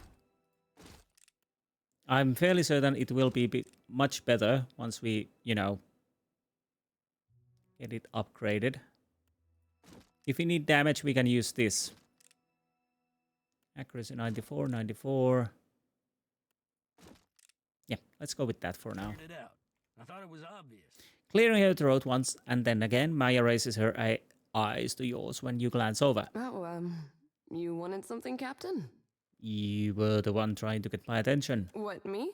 Maya chuckles across her arms. I'll go ahead and say it. You're halfway toward all right. Maya purses her lips and appraises you up and down. Oh, really?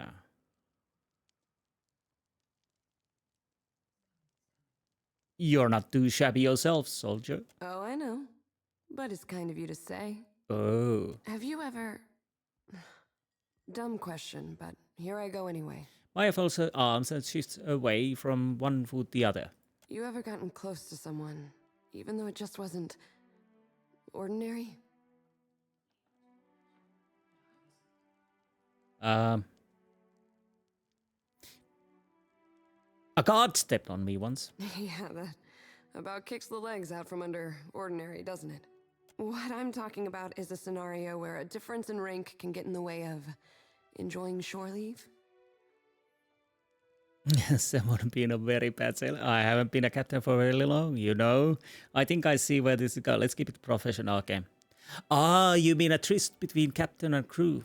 Yeah, that about covers it. I'm just testing the direction of the wind here. Best not to overthink it. Okay, so there are romance options here, so I might as well do it. On surprise, the captain gets to make the rules. Interesting answer. I like the sound of that authority. I've enjoyed that sort of arrangement before. Nothing to suggest I won't enjoy it again someday. Maya plants her hands on her hip and smiles to herself. I'll pass, but thanks all the same. Thanks, but no thanks. Sooner rather than later, one hopes. Depends on what's in front of me and what's on the horizon, Captain. Well, I've laid out my thoughts. You must have a couple. Well, I like you, Maya. Let's see where this goes. Be a pleasure, Captain. The edges of Maya's mouth crack with a repressed smile. Funny thing is that Ishi can get particular about people. Maya glances down at the bird, hiding a tiny smile. And when he doesn't take to someone, neither do I. You're saying that someone would have to cozy up with your bird too? What?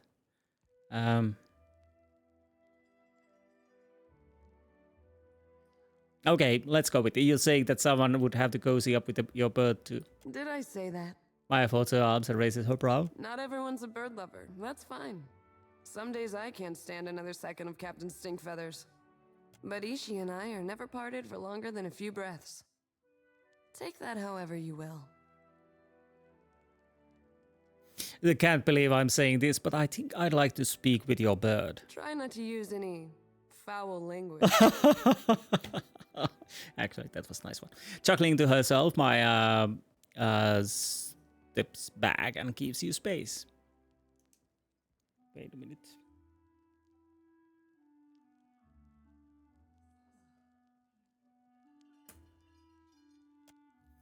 Perking up the attention, Izicha takes cautious hop closer. He tips his head to the side and fixes you with scrutinizing glare.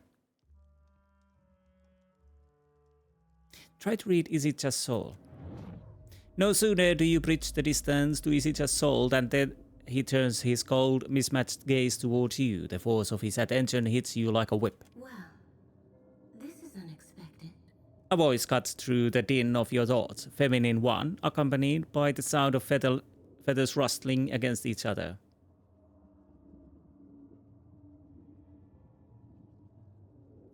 First, Ondra, are any of the gods not spying on me through my crewmates? I can think of one. But was your question rhetorical? Maybe. I can think of one. But was your question rhetorical? What happened there? Glancing in your direction, Maya frowns as you, to all outward appearances, whisper to yourself. What exactly did you set out to accomplish by peering into the soul of this noble creature?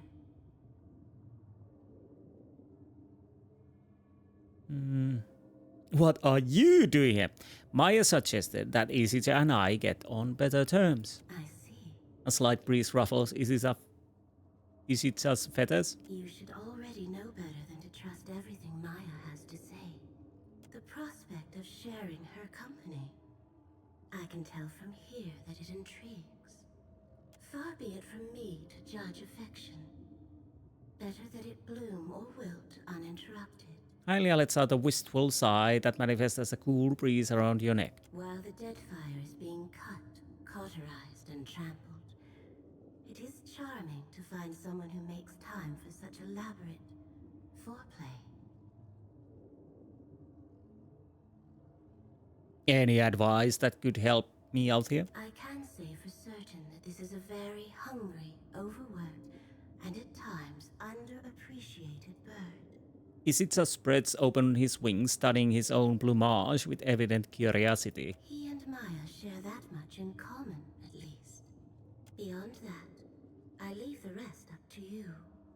You receive the mental impression of an amused shrug. What's your take on Maya? Upon catching her name being spoken, Maya furrows her brow and glances your way again. She seems the verge of speaking up, but then shakes her head and resumes her business. Do you often turn to birds for relationship advice?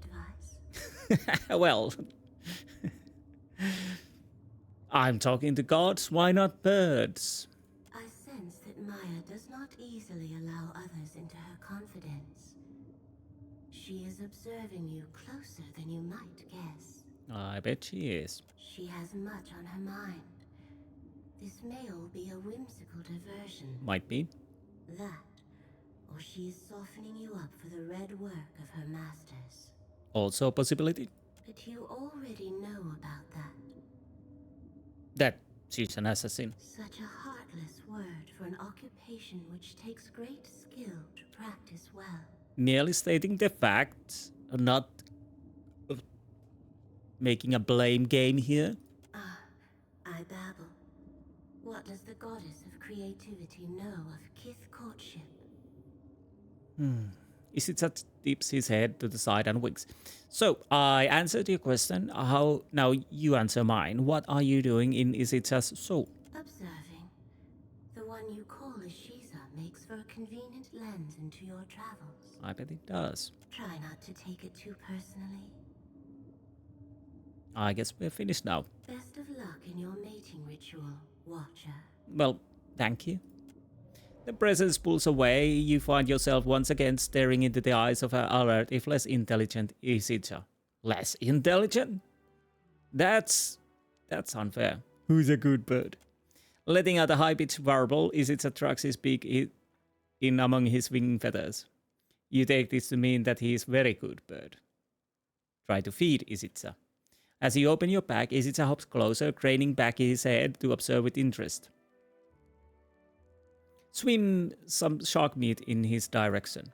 Pecking at it delicately, at first Isitsa tosses caution to the wind and devours the haunch of meat with a wild abandon. Well, that's the bird I know, yes. You have lost the aged shark meat. He looks at you imploringly. Let's offer some feed. He accepts the offering eagerly, picking apart and forcing down the meat with untrammeled joy.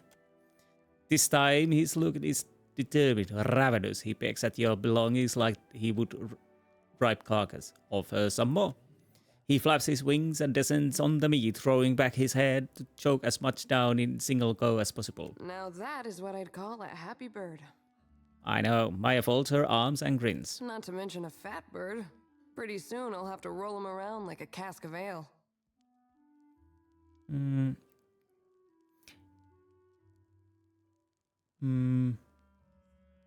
It is important to me that every member of the crew is well fed, even the birds. Mark of a good captain, I'd say. Army marches with its stomach, as some artillery captain or lieutenant said. Later something else, but yes. Consider your performance noted.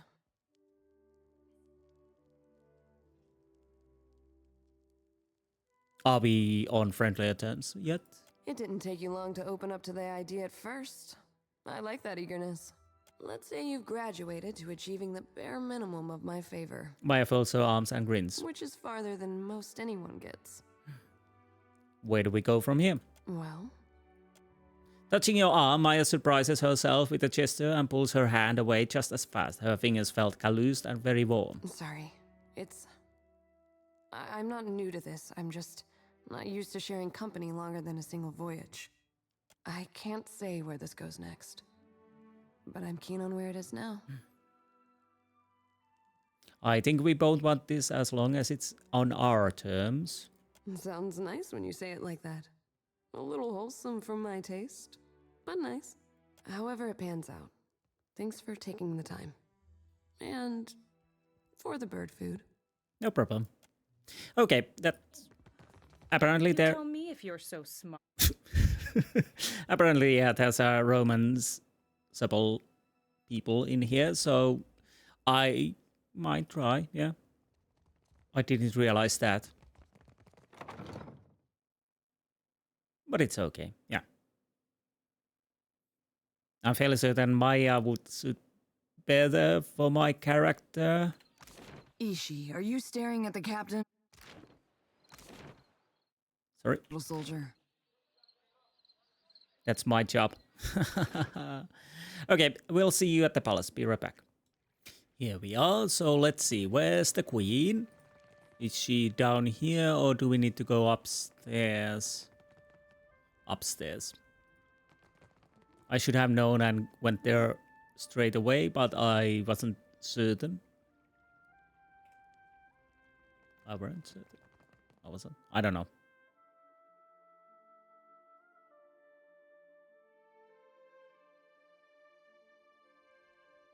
Was she? Yeah, rooftop. Yeah. At least that's where we saw her last, I think.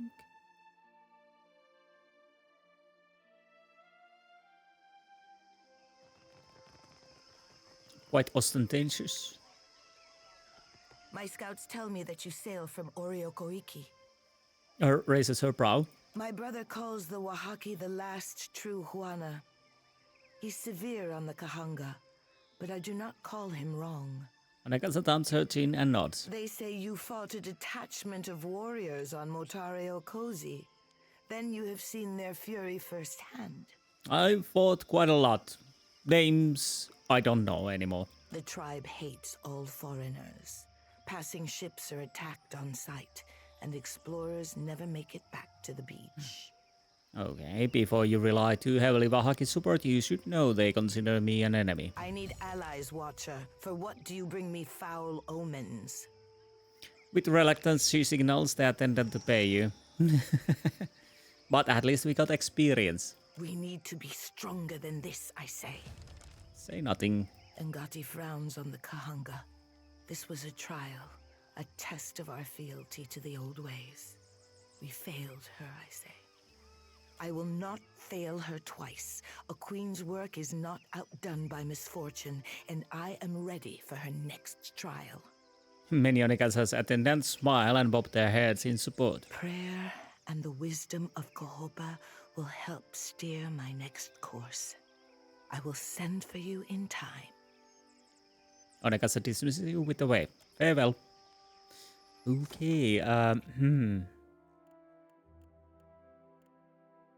Fruitful alliance negotiates with the Wahaki turned violent. The tribe will not be joining Queen Onekasa's cause. Whoops.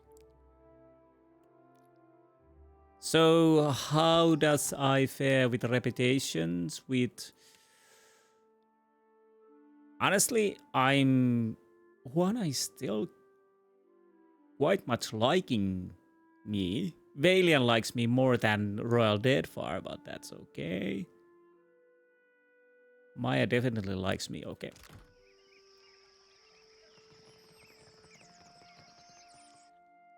I need to go to sleep. Not in real life, I mean in game, because... Oh, you leveled up, nice.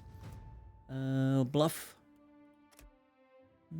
Bit more... I could get some athletics going on, but let's go with this. Okay, 1 point. We could go... I think I had some idea.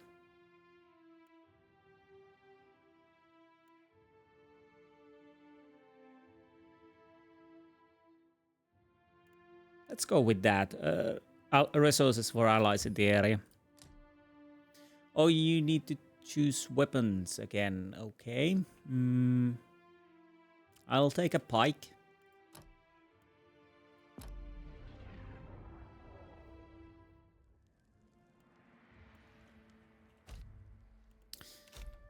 Okay, I'll need to go rest to the inn, and once I'm done that, I'll go to the stairs, and we'll see you there. Be right back.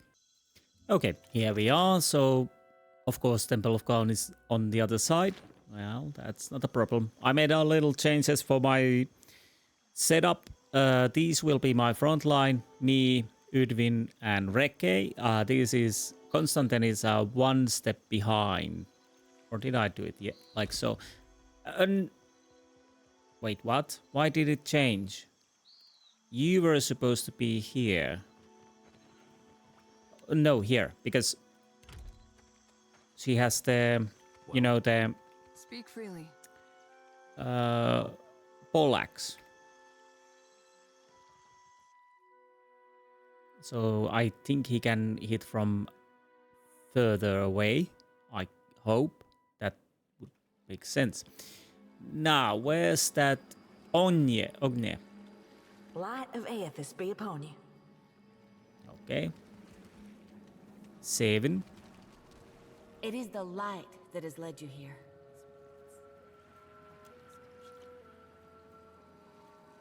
Nordakant? May Eothas's light shine Wait, upon what? Do I need to have the...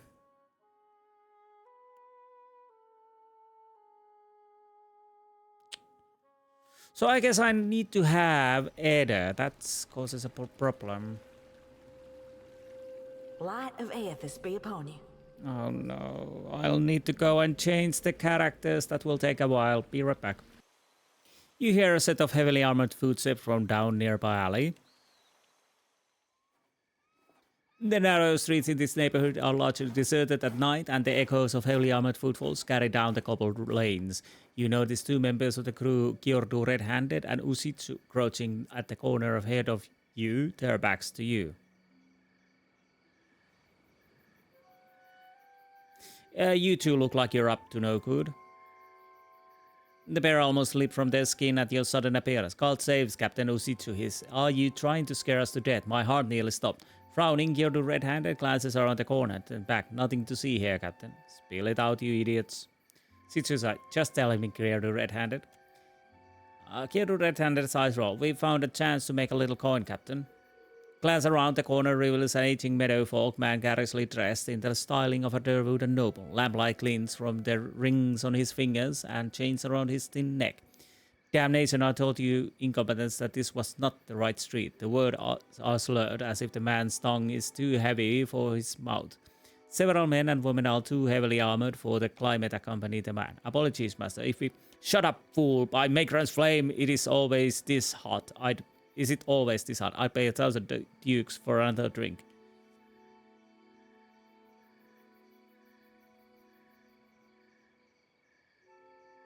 Carry on, just remember that Captain deserves a cut. Aye, Captain, and Kyordu red-handed smirks. You turn down the side street and leave the two hands to their own devices. Later they sport a few cuts and bruises, but they seem happier for it as they share the bottle of fine Yennefer. Sure. So,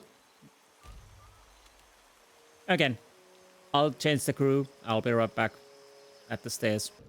Well, let's try this again. This woman's unceasing smile and direct violating gaze give the strong impression of someone selling something. Light of Eothas be upon you. Bearn said you could tell us about the partisans of the lighted path. Your friend guided you truly. Gaderian Bosc has honored me with the duty of helping his message reach all of the faithful. We answer the Shining God's call. He shows us the way and we march in his wake. Already the Vanguard prepares to make its journey, with more soon to follow. Who are the Vanguard? Gaderian Bosc leads the Vanguard. They are the most righteous of the partisans. They will be the first to join the ranks of Eothas, the first to charge at his call. Eda leans in toward you. Bearn said something about the Vanguard. You don't think he's that dumb, do you? I think he's that dumb. Ogne's eyes shift momentarily to Eder, then back to you. She says nothing, merely re-raising her smile. Do you have a list of people in the Vanguard? We want to see if our friend is among them. The Vanguard know their own, and Gaderian Bosc knows them. Beyond that, we keep such information private. Eder turns his head away to hide a look of exasperation, but then it shifts, his eyes suddenly hopeful. He looked back at Anya. If they know their own, what do you think they'd say to a couple new members? Can we be in the Vanguard too? I'm afraid you cannot. The Vanguard is reserved for the most faithful among us. You have not even joined the partisans.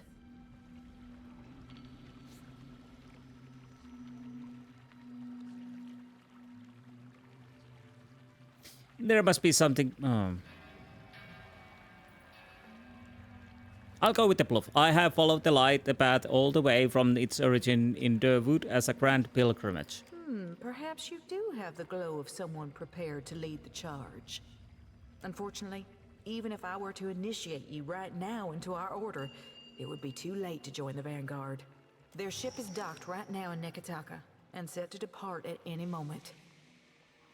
Ada looks at you with wide eyes. You think he could be on it? If he left right after we did, we gotta go. They won't take you. But there will be more ships to follow. Stay and learn about the partisans of the lighted path. And I'll see that there is room for you. That's a real nice offer. We'll think about it and get back to you. Your journey sounds dangerous. The Shining God demands total commitment from his followers. Of course it does. What good is a soldier who is not willing to make the ultimate sacrifice for her cause?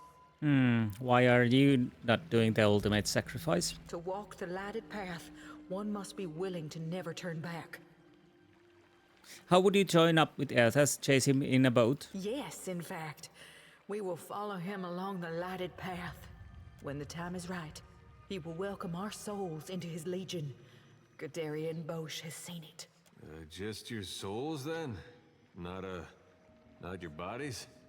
Very well. Ogne nods, her expression no different than it was when you arrived. That was weird that I couldn't leave the discussion until I had discussed all of the things that really didn't matter for the quest in hand. Anyways, back to the boat. That back and forth, especially because I needed to change back to Eder. I should have realized that. That was by my own mistake there, unfortunately. I should have realized that I need to keep Eder with me. But anywho, we're now done.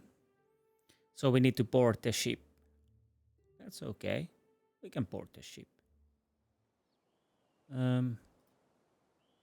We are faster than he is, of course. And bigger, and better, and whatnot.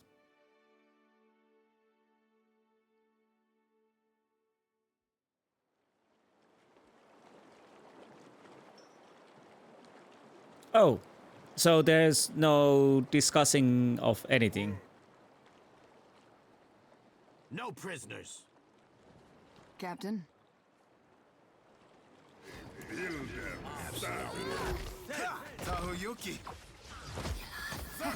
Hey, watch it.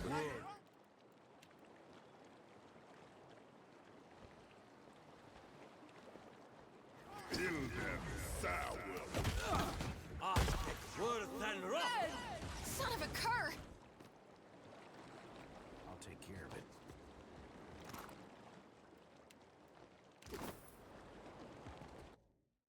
Okay. I thought we would have a discussion there before, but... The others have drunk, Bearn. Their souls make their way to Eothas. Oh no. This isn't the time for hesitation. It's the time for faith. Don't tell me this is a Jonestown 2. Come. Let us show him together. Stop with the Kool-Aid. The man uncorks a vial hanging from his neck filled with a viscous fluid of earthy red. He raises it and waits. With unsteady hands, Bearn uncorks the identical vial hanging from his own neck. No, kid! Eder has stepped forward. His palms are outstretched. Bearn nearly drops the vial. He catches awkward hold of it between his forefingers. His gaze drifts up to Eder. He stares with dull eyes as if he's trying to place him. What is this? You aren't one of my flock. How did you get here? Eder ignores Bosc, keeping careful eye contact with Bearn. Lower that. Let's talk. Bearn waits, the vial now clutched in one hand at the chest high.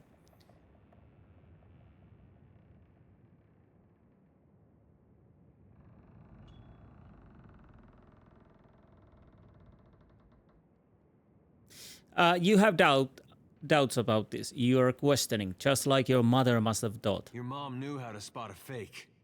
What do you think she'd say about him? Eder nods towards Bosc. How could I know? She left me here. The vial in Bearn's hands hovers now just above the waist high. What is faith if it isn't tested? These people are willed here by Eothas to challenge you. Make him proud. I will make him proud. It sounds almost like recitation. Eder's mouth is open, but he has no answer. He looks to you desperately in his eyes. I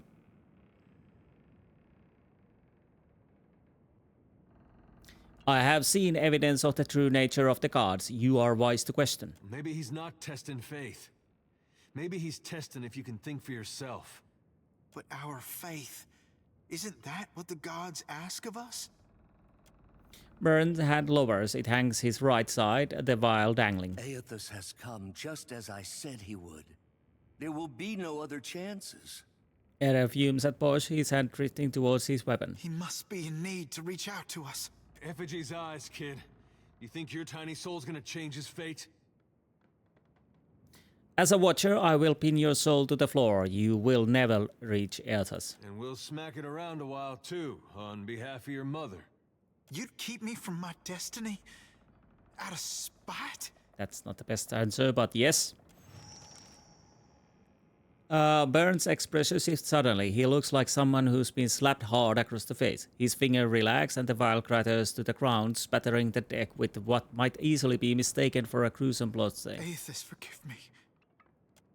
Eder takes what sounds like his first breath in a while. His fingers trace over his mouth and paired in rhythm of reassurance. As you wish, then. Abandon your god. How about you take the sip of your own vial, Gaderian? For betrayal there can be no forgiveness. You will receive not his mercy, but his justice.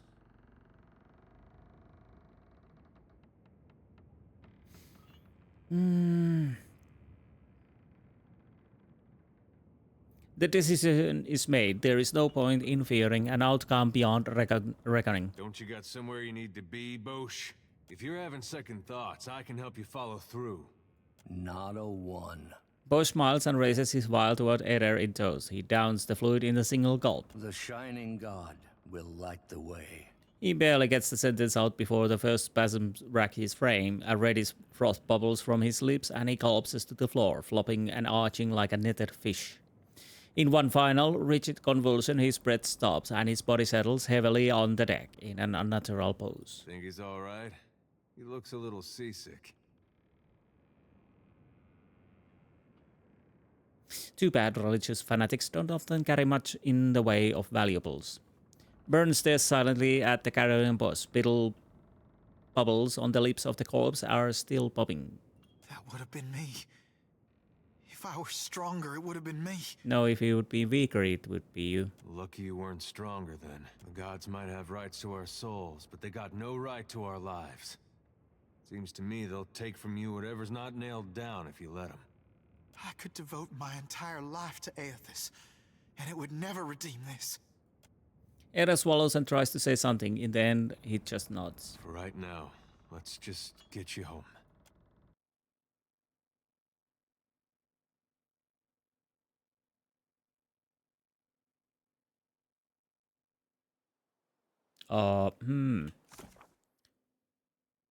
Okay, we need to go Hasongo. So once we're there, I'll see you there. Be right back. And here we are. Eder looks up expectantly as Bearn disembarks surprise without a word to anyone. Bearn begins to head off, staring straight ahead with sunken eyes, and doesn't break stride when he passes Eder. Bearn. The boy has taken another several steps before he seems to have heard anything at all, and when he stops, he doesn't turn to face Eder at first, as though keeping his options open. A long moment passes, then with a persisting hesitation, he turns. I'm not sure what you want to talk about. I have my life, and I know it's because of you. I know I should be thanking you, but the truth is, I don't know if I want to be here now, or what I'm supposed to be doing, and I still don't know what to say to Eothas when I meet him one day. If you meet him one day, because we are kind of going to meet him. It should be the other way around. He's the one who owes you an explanation. Bearn avoids Eder's gaze. You hear me, kid? He owes you. Bearn gives an absent nod, still looking down, and says no more. Okay, so...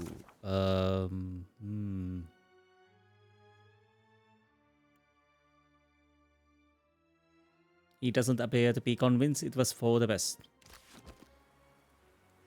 I guess that's it then. Can I talk to Bearn? Not in much of a mood to talk, if you don't mind. I understand. I do. And okay. I might as well go to the Ashen Maw. I think that's... So what do we have left? From the wreckage, go to the palace at Serpent Crown in Neketaka. I should...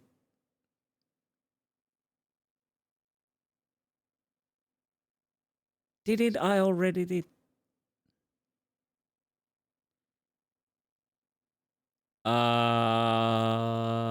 To whom?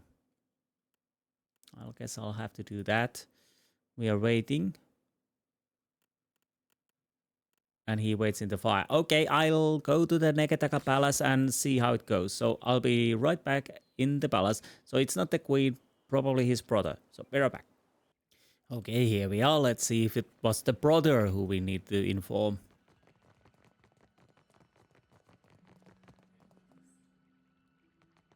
Akira, but I hear whispers that you visited the Hazanui's Adra lighthouse and survived. Ari smiles, stroking his chin. Too much has happened for you to waste words with the royal brother.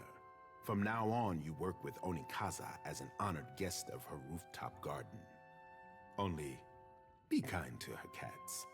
Okay. Back to the queen. Damn it. Nice wall. You can take a shower there while you're in the throne room. Your party before venturing forth.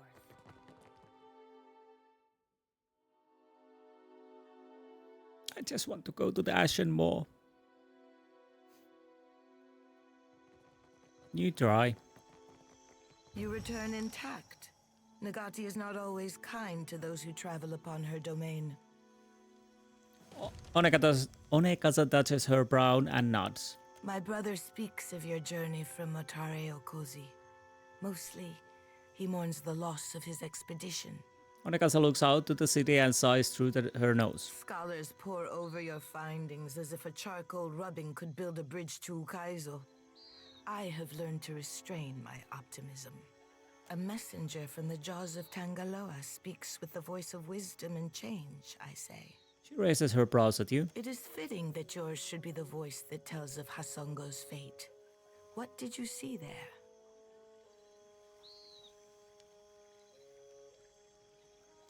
Wait, what?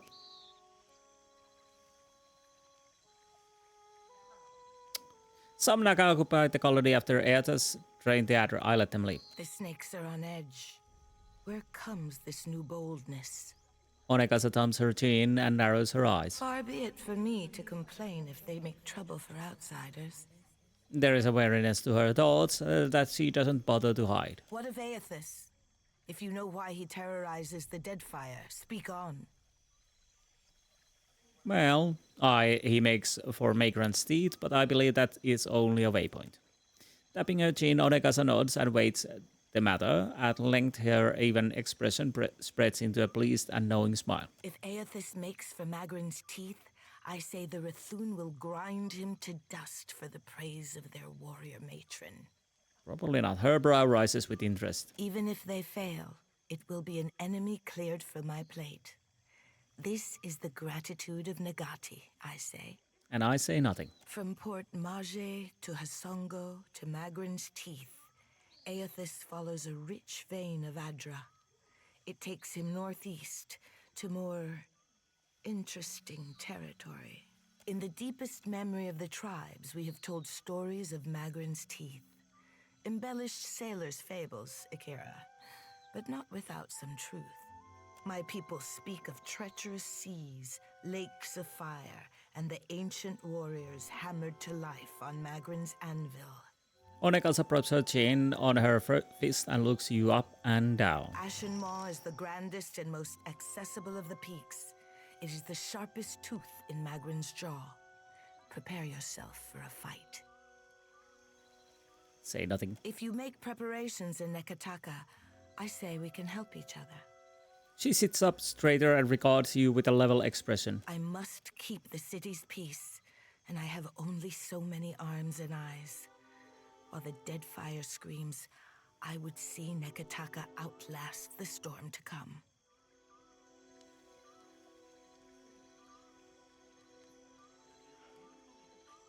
I have no desire to help Juana cause.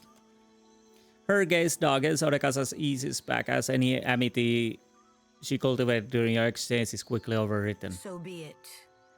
But the time may come when you realize that you are short on allies and in dire need of them. My offer stands. She dismisses you with a wave. I didn't want to go with that because I don't know if that really seals me with these guys or not. Maybe we can take the offer back, but again, I'm not going with them. So I might have lost the mission there, but who knows. So let's put Reke up and I'll put 1 point in mechanics. You are level 1 barbarian. Level 1. Oh, while active kills increase the frenzy duration. Okay, that sounds nice. Fighter.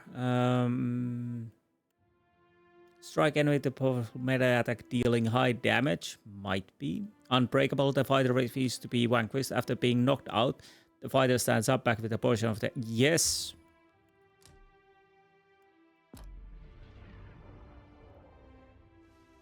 So again, I'm not going with the Juana. I'll go to the Ashen Maw and start it and hopefully finish it, but we'll see. I'll be right back. We'll see you at there. Here we are. Thick smoke, black as death, blooms from the peak of rumbling volcano, the largest in the chain of mountains make up Megran's teeth. A serrated fissure gapes in the mountainside, deep and dark, but intermittently lit by a red-hot glow. The cavernous opening is too narrow for a surprise to sail through. The skiff sways tumultuously in the superheated water the closer you row to the cave's cracked opening. Lava burbles down the mountainside, scorching rivers that disappears into the dark blue sea. Inside the rock face, the sound of churning magma grows louder, and the air warms around you, beading sweat along your brow.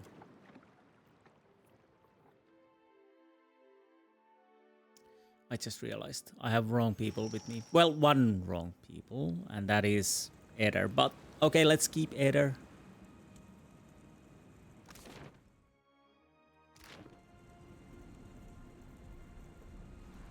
No, I'm gonna change it. Be right back. Okay, now it looks a little better. I'll make a save too. Now. There's a point when architecture is just plain evil. There he is. Wait, what is that? Angry troll. Oh, is it? Wait, what? Wait, what? What? Just happened. Oh, +1 vessel.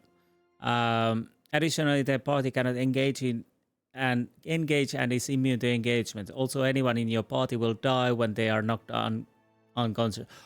Holy! Yeah, we're not keeping that, but it's a cute one.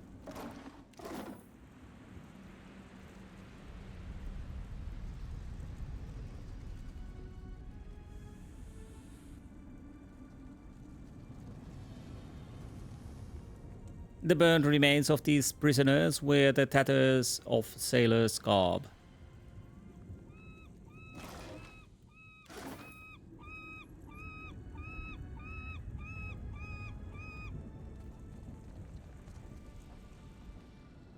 This is so beautiful, honestly. The Sentinel Wall sounds promising. We'll see how my B group works. If they work at all. If not, then we're gonna change that. Nothing good comes from this much quiet. You don't say.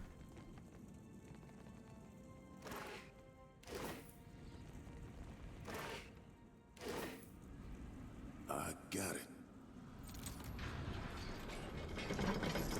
But anyways, before we go there,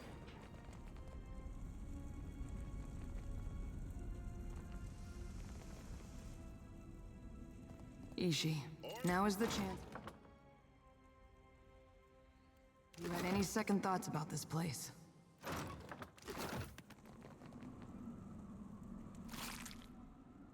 Ashen key, if you can't lockpick it.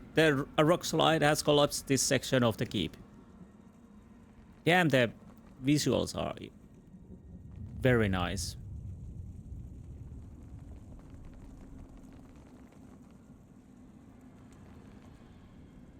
Hello there. Trespasses in the goddess's maw? But how? Easily. Incensed, the giant warrior hulks, her thick muscles twitch, red marking glowing hotly against her ashen skin. You must seek to follow in your defiler god's footsteps. You will not, for I will smite you where you stand. Smeet. Billowing, she hefts a massive sword overhead. But the second giant slams the haft of his iron staff into the warrior's hard-muscled stomach, abruptly halting her attack. Hold, Sega! I would speak to this filthy minion of the wretched god Eothas before you char his bones to dust. Pretty much honest. The god in the statue bid me to meet him here. I've come to speak with him. I'm no friend of Eothas. He stole a piece of my soul and I mean to get it back. I have nothing to do with your god problem. What is it to you? You know, the kid can hear you. I'm no friend of Eothas. He stole a piece of my soul and I mean to get it back. Ha! You think to confront an embodied god? Then you are either powerful beyond comprehension or as much a fool. Both, actually. He cons his head, broad fingers scratching the rivets of his helm. Yet you imply you do not serve him. The first giant's grip turns white-knuckled on the hilt of her sword. Her muscles strain and the metal quivers in her hand. Rakir, move! We cannot allow these intruders to live. Again, she thrusts the sword high. With a shrug of his meaty shoulders, he steps aside. Eothas has consumed your warrior's very souls, but I've faced him before and I'm still standing. Eothas may be seeking revenge against you Magranites, but I've nothing to do with it. You're furious at Bearn, Eothas, not me. Insight. I don't want to fight you, but I must deal with Eothas no matter the cost. So it has to come to this. Trespassers of the Maw, let the flames lick the flesh from your bones, and oblivion will come quickly. The warriors encircle you slowly. Let the battle blaze! It was their choice. I can only go so far.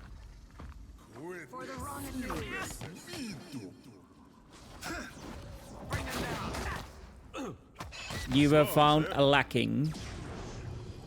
Even my B team could do this.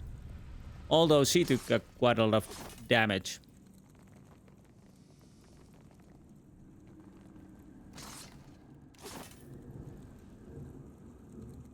Leave it to me. Down we go. With the bear.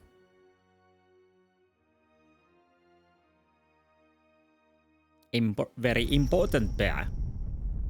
I thought the volcanoes in these parts were dormant. You thought wrong. It would seem. Did I say this place is very lovely looking? If I didn't, I said it again. I'll see it done.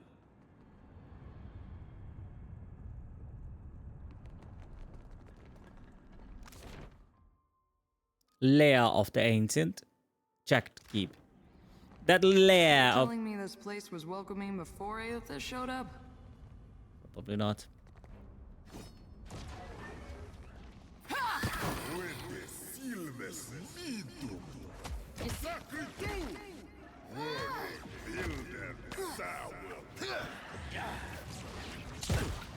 didn't think you had the nerve.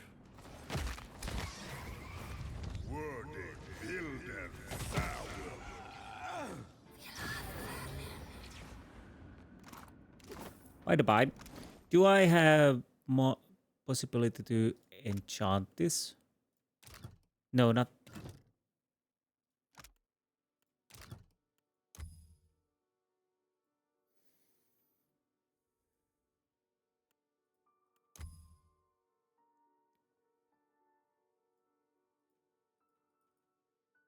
No, not yet.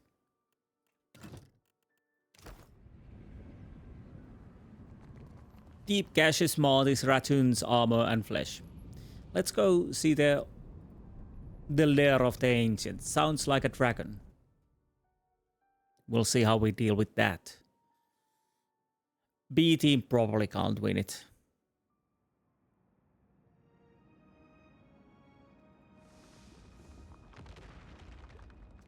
We're not alone. Hey! Can't do, Fred.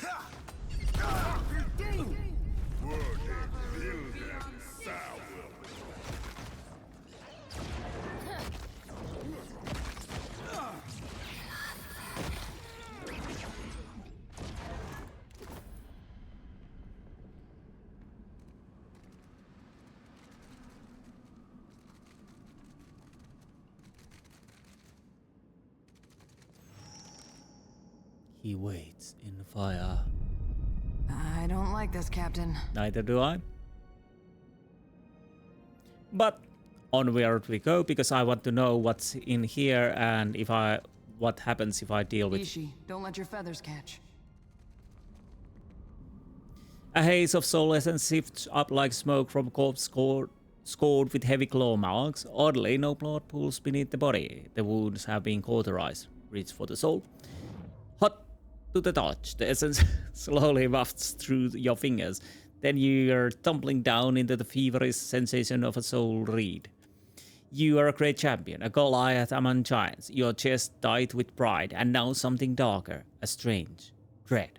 It flickers inside of you like the fires of waking forge, because you know you too are soon to be tempered as you stare upon the distant god, the defiler your brothers and sisters died to defeat but could not, who now gluts the Adra spire, striking plans against Megran. The iron chains that suspend the bridge beneath the feet drip blood and sweat. Weeping, the more spans below, battered by the invader, the jacked keep now ever more apt in name. He got bad to the spire and could not be stopped. He drank deeply from so many of you. The Brentis watches aside you. She is fierce and will know what to do. She can hear Megran within the flames. Without further delay, she hastens you into the dragon's lair. She will call the beast, and it will ride with you into the assault. Inside the cavern is a drug simmering. The Brentis rushes ahead of you despite your barracked warning. Something is wrong. The heat rolls against your skin.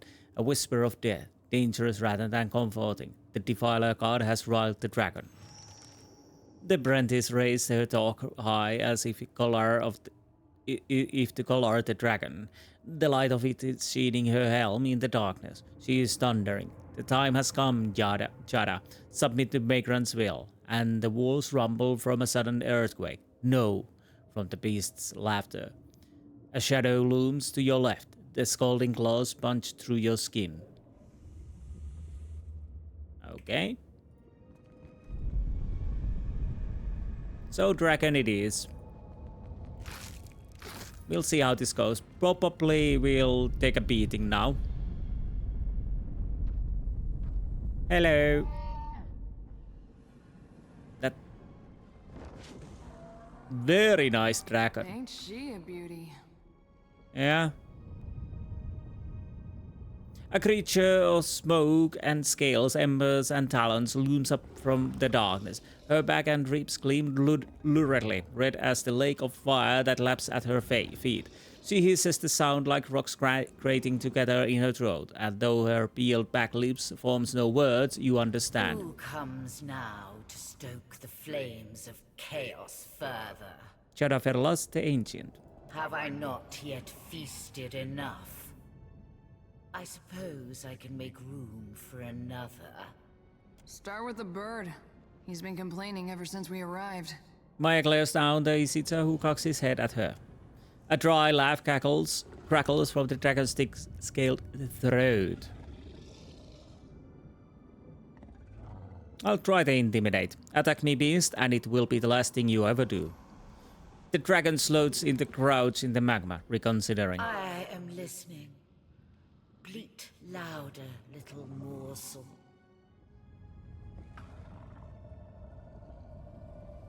Megran would do anything to stop Eothas. If she erodes this volcano, you'll be destroyed along with it. Should I believe the wretched words of a trespasser in my den? Even were it so, the fire feeds me. It can cause me no harm. Believe me, Dragon, I would not lie about such a grave matter. Perhaps you speak the truth, and such may come to pass. Only fools die fighting the gods. I have lived for eons, and I will live for eons longer. I fly. With a great heave, she slugs her body from the magma and takes out the sky. Sure. I might take this. I'll have to make a proper save. Then I'll fight her. I probably keep this though.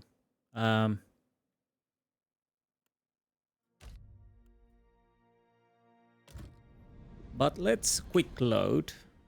I want to see how it goes if I fight her. If I can, well, I can fight her, but you know, if I can make even a dent with this group.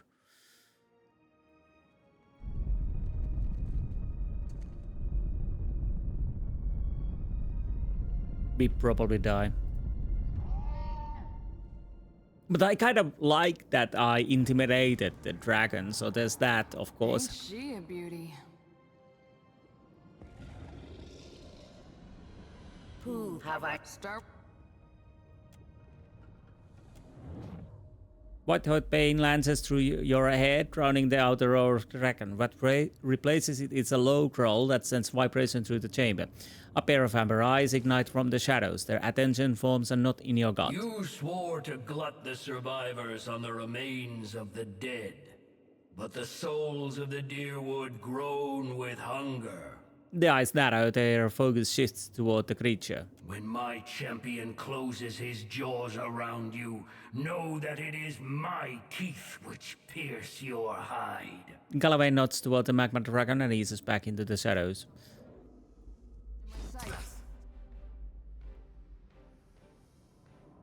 Stop! With this does nothing.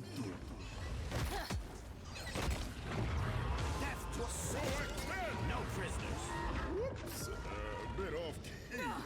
Got you now.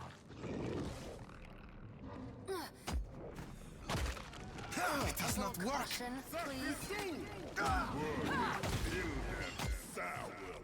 Honestly, I think I could take my A team and win this. And now that I know it's a god's creature, I kind of want to kill it. Face my flames. There your death in its flickering eyes. Or we are actually winning. We're actually winning.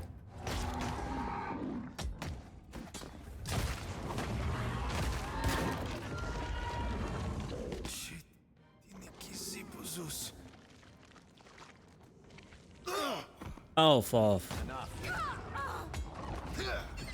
Need something to take the edge off. yeah, we'll go with this. Because I didn't know it was a Calavain's minion. And I definitely want to cause problem with the, you know, with the gods. The closer you near the dimly lit essence of the smolders over the raccoon's burnt corpse, the stronger you feel the soul's flickering confusion and grief. Ashen, crooked fingers clutch a steel flaming torch, grasping the relic tightly even in death. Reach for the soul. Rather than falling face forward into the vision of the raccoon's final memory, her last thoughts scream through your mind in a jumble of disjointed words and disbelief. I am burning! I am burning! I am burning! And it is not in pleasure, not for Mother Margaret. I should have listened when she said nothing. But I was willing to die to reach the Everflame, to sacrifice them and everything to ash, to vanquish the Defiler. And I am burning, but not in the flame. Not with honor and eternity, but for a moment. I am disgraced. Dig deeper in her final memory. Who will lay the talk before the mother to fire the way? Who is left?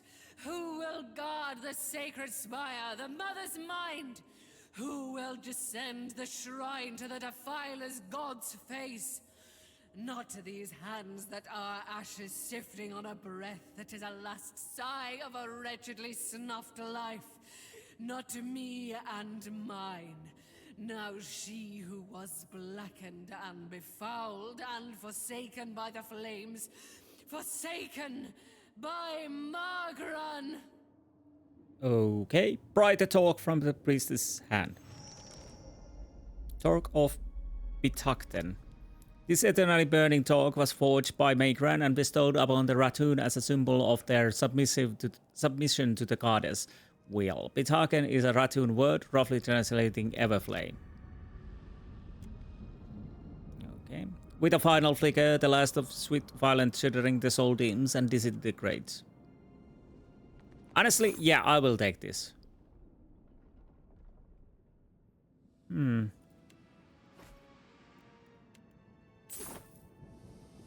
Because I didn't realize it was a God's pet, and if I can annoy God, well...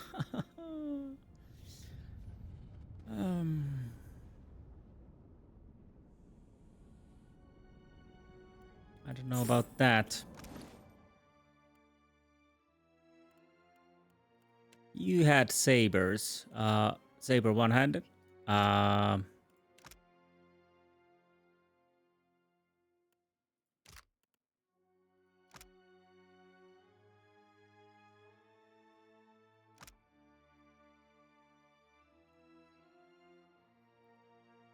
Penetration.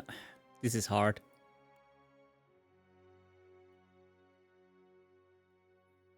Exceptional, we can't really compare this, but penetration 9, 10, 11. To hit, attack time same, recovery time, I think it's worse. Yeah.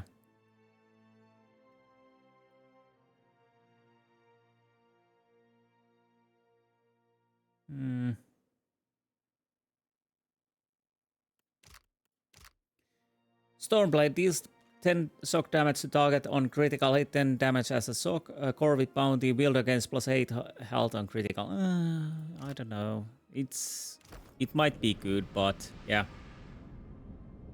Yep. I'll keep this. We'll do need to rest though.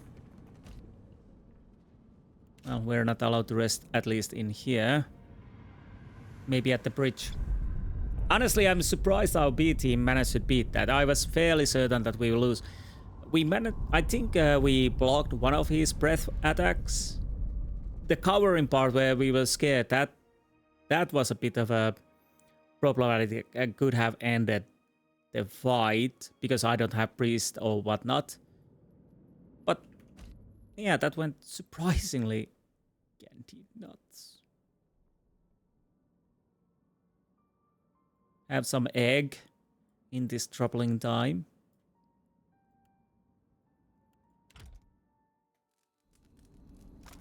I'm kind of interested to see Scrivener Warlock. It doesn't even constitute as a boss that is hard, you know. So that was fun. Hello there, Gotti.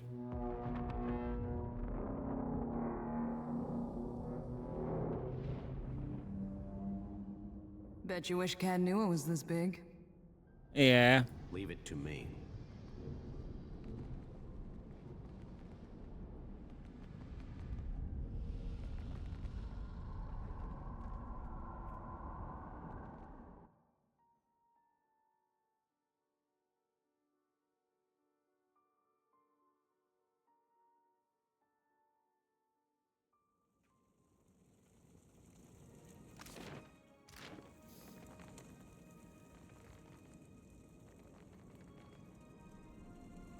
Ratoon Raider.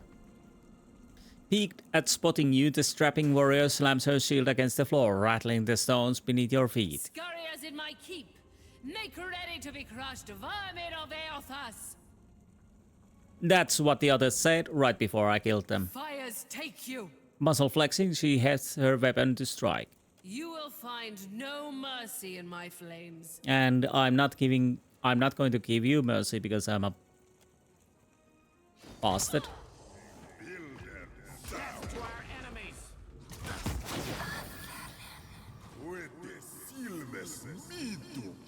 Well, that went well. Wait.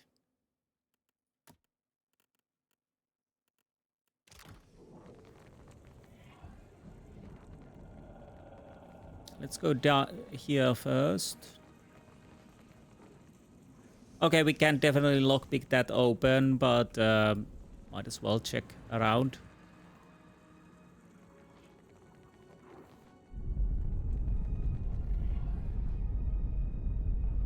I'll see it done. Ishi, now not the time to start molting. I'm stressed too. Hey! That hurts! Yeah, that really hurts. That's nice how far away you can shoot actually. No prisoners.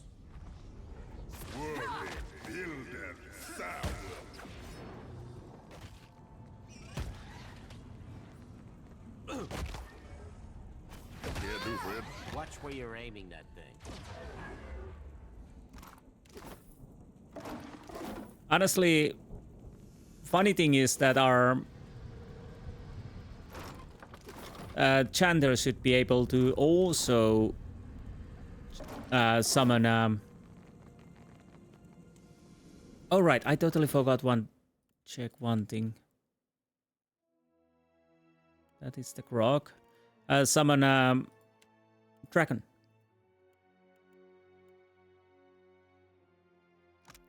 Rebel, quick to rebel. The user inspires rebellion and the enemies around them. These enemies are charmed for a short duration. Okay, that sounds nice. You can have that. Oh, you are missing hands. You're missing quite a lot.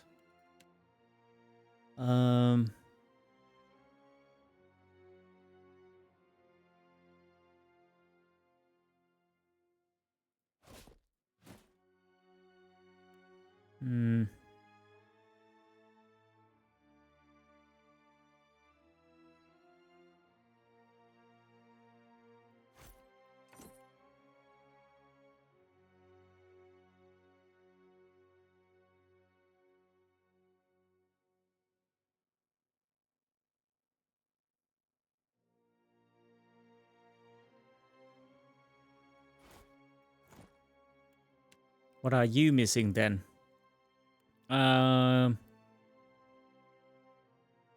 Ring of Overseering, maybe.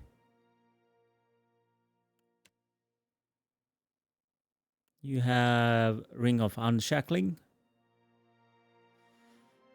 Well,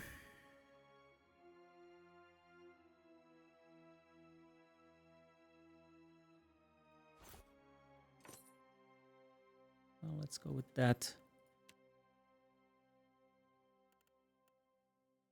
Do we have something we could...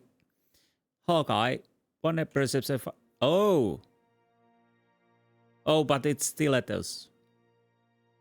But it doesn't really matter.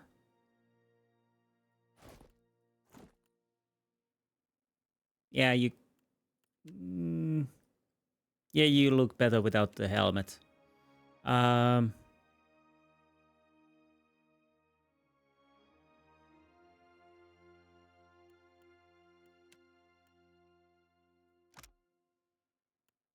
Intellect and perception maybe for you. You have... Okay, that's nice. And... what does the captain say? Well, not flank. The wearer has... Okay. That's nothing I need for you.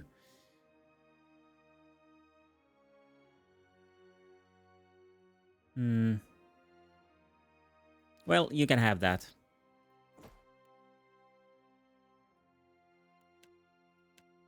Actually, it suits you, so have it. What else? Lightning bomb. Okay, it was that then. Leave it to me. Ornate Ashen Key.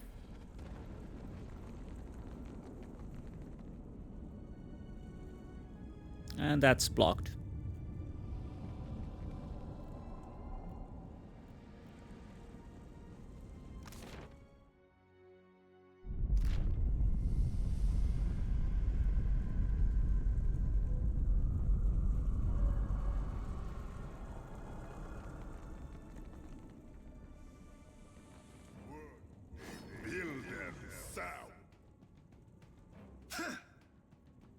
How? Very nice.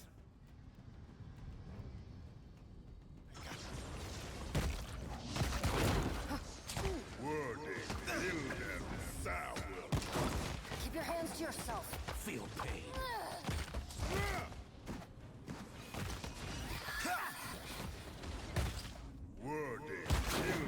I think we win this.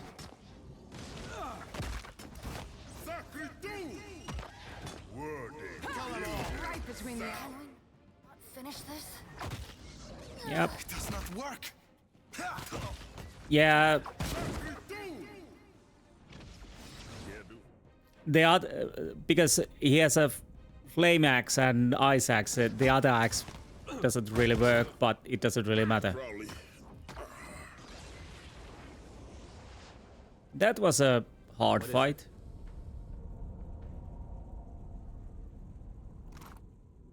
I'll give you that.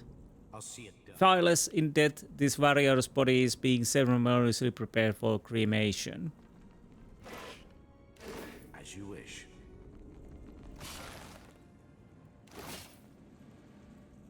Fortunately, no one died, so I don't need to rest.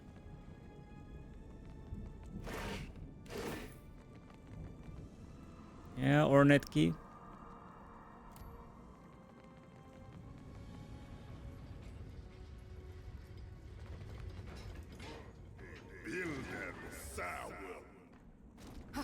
Not possible, I'm afraid.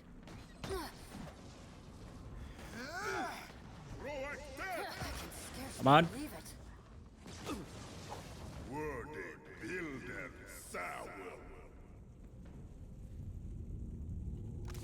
Oh, you left nothing to me. Okay, fine. Well, well, well. Nice.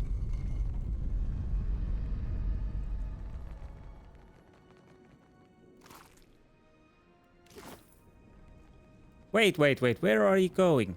Leave it to me. What? Seriously? Well, that's a bit odd. Well, it doesn't really matter if we open it or not. But that's odd. We can't open it on this side. Rock slide, yeah, collapsed. What have we here?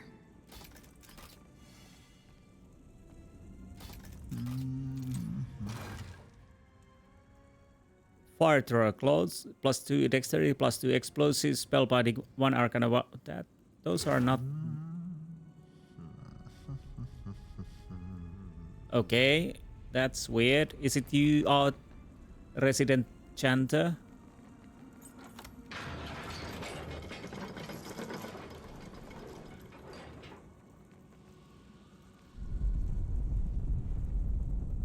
Okay.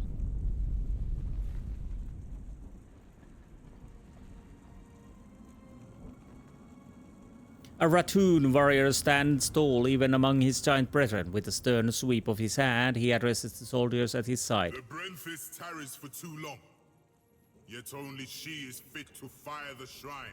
Go and ensure that she returns readily with the Ancient. Whoops. It would be my honor, Bathor. Return in victory, Rekir.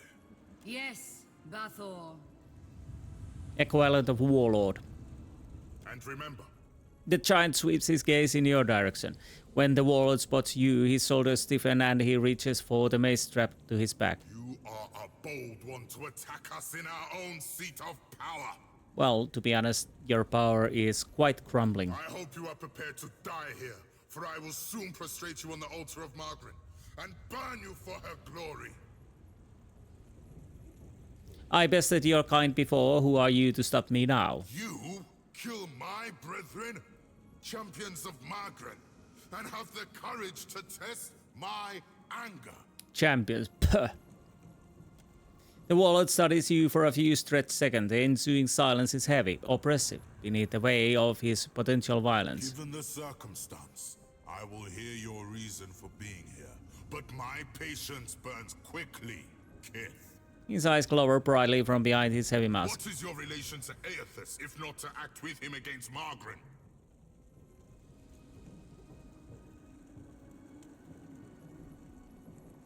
I could care less if Eothas snuffs every one of you. I need only to discern his aim within the Deadfire. The sentiment is mutual, but if anyone is to be snuffed to smoldering ash, it will be you. I want to try. He signals his warriors. They stalk heavily around you. I'll attack. The warlord gives you shout. These warriors return the Thunder's battle cry. They thrust their weapons high before stomping forward.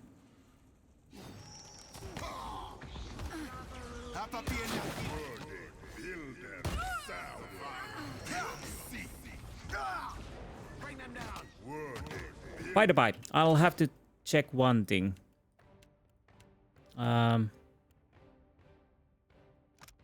Oh, it's a quest item. That makes sense.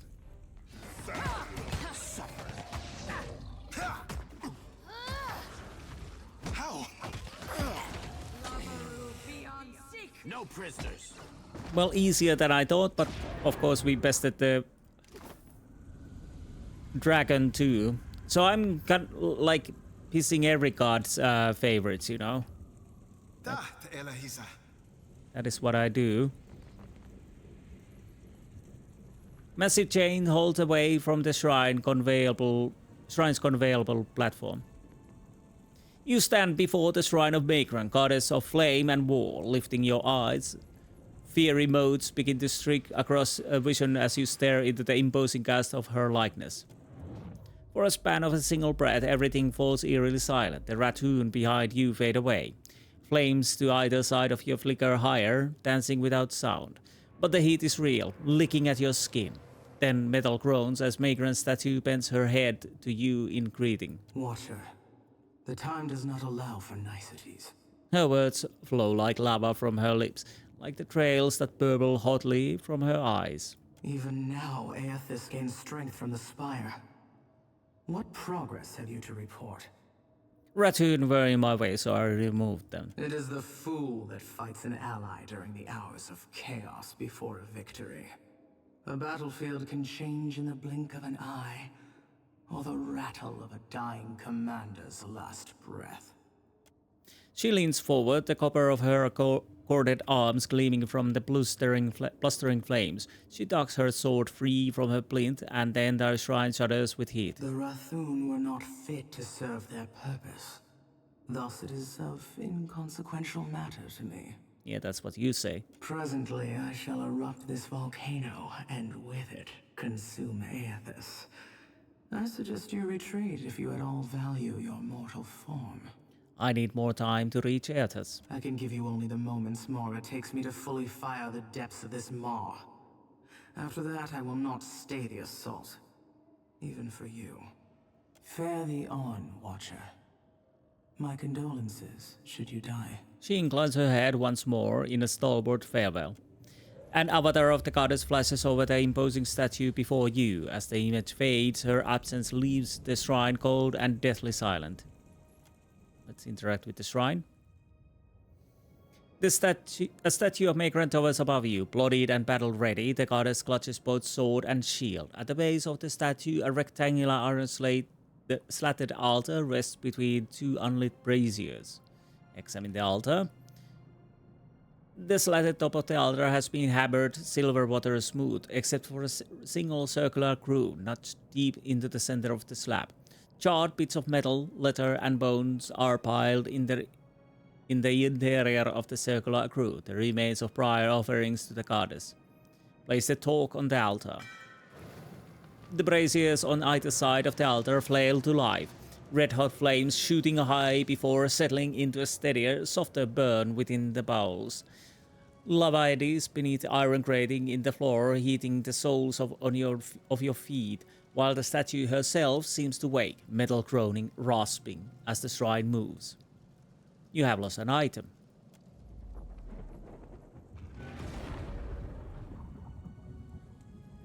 Cool.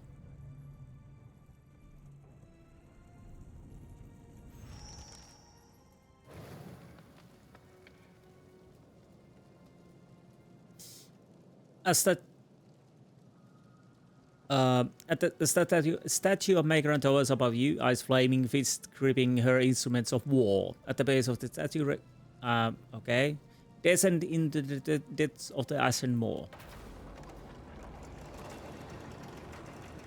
With a squeal of metal against metal, the entire floor drops, stomach lurching 5 feet. Chains clang like the toll of a bell as they catch, pounding against the time-worn gears. Then the shrine begins steadily lowering into the maw. As the shrine cranks lower into the maw, Eothas' closer Adrakard dome, neck and shoulders slowly emerge into view. This close, the god rises up like mountain, larger than you ever remember having seen him. Energy vibrates from his massive body, and a cacophony of mutterings and shouts from the souls whirling within it slams into you, nearly knocking you from your feet.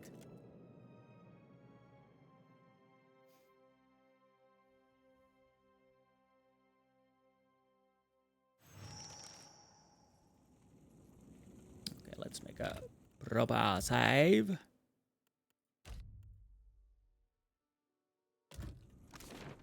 Oh, hello, Eothas. I guess we need to talk to him now.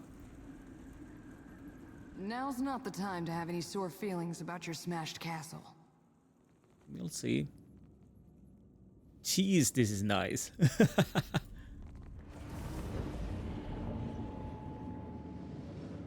Watcher, I wasn't sure you'd make it. But there is enough of you in me to grasp that you had a better chance than most. Some would say it's because you have a strong soul. Great deeds come easily to one so spiritually blessed. Or have you become great because of what has been thrust upon you?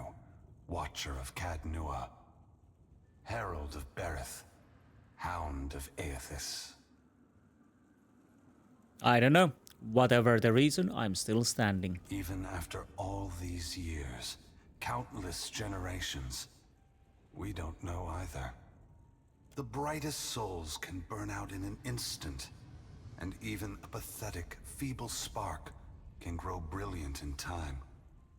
But you have come a great distance for answers.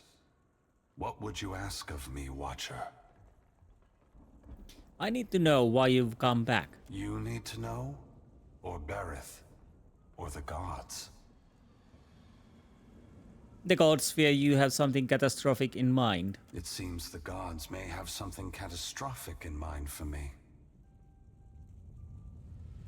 Megran is prepared to take drastic measures to stop you. Margaret fears what I will do, just as she feared what I would do in the Deerwood. But this time, there is no power on Eora or in all of hell to stop me. Understand that what I'm saying is neither a boast nor a challenge. It is the clearest statement of truth I can give you. Give Berath, in the hopes of dissuading you from taking actions that may harm others.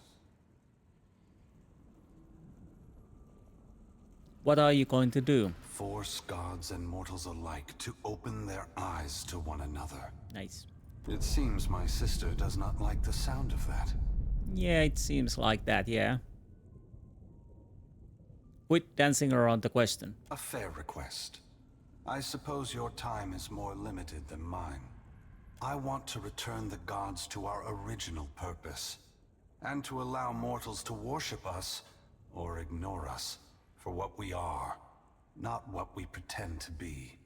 Ooh. When I entered Widewin, I did so with the intention of illuminating the history of Anguith. I wanted to show all the nations of the Eastern Reach the machines we had used to create ourselves, how we had hidden our true nature from mortals for millennia. But even if I had succeeded, my words would have been easy to deny. Belief creates the foundation upon which a mind's reality is built. Some minds can never let go of that foundation. They would rather hold tight to the world in their mind than accept what they're being told. And even your words could be corrupted by Ledenki and Hand Occult. It is what we have tasked them with for thousands of years. Even their clumsiest attempts to cloud the truth can be easily accepted by those who want desperately to believe it. And so have the gods, with their help, maintained this illusion for hundreds of generations. But even a beautiful illusion is still a lie, obfuscating reality even as it points to a transcendent truth. The time has come for a new covenant between gods and mortals. One forged in the light of truth and understanding between our kind. I will leave this place and go to the lost city the Huana call Ukaizo. It is there that all souls pass through the machines of the gods, where all souls pass into the beyond before beginning their next life.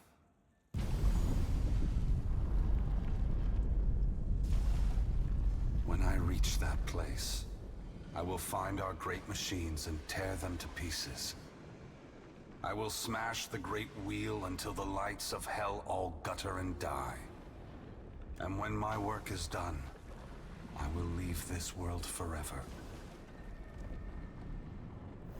Say nothing. I admit that's not the response I expected, especially given the volcano erupting around us. Still, I'm surprised Margaret is reacting this way. I would have thought she would appreciate a trial of this magnitude, one that tests us all. Both gods and mortals alike rely on the wheel. We depend on it for the souls that give us power. Mortals depend on it for the lives of future generations. Breaking it will force all of us to face the truth. We will fail together or move forward together. Either ending is preferable to the cycle we still find ourselves in. Interesting. Once again, the gods have put you in a precarious position, Watcher.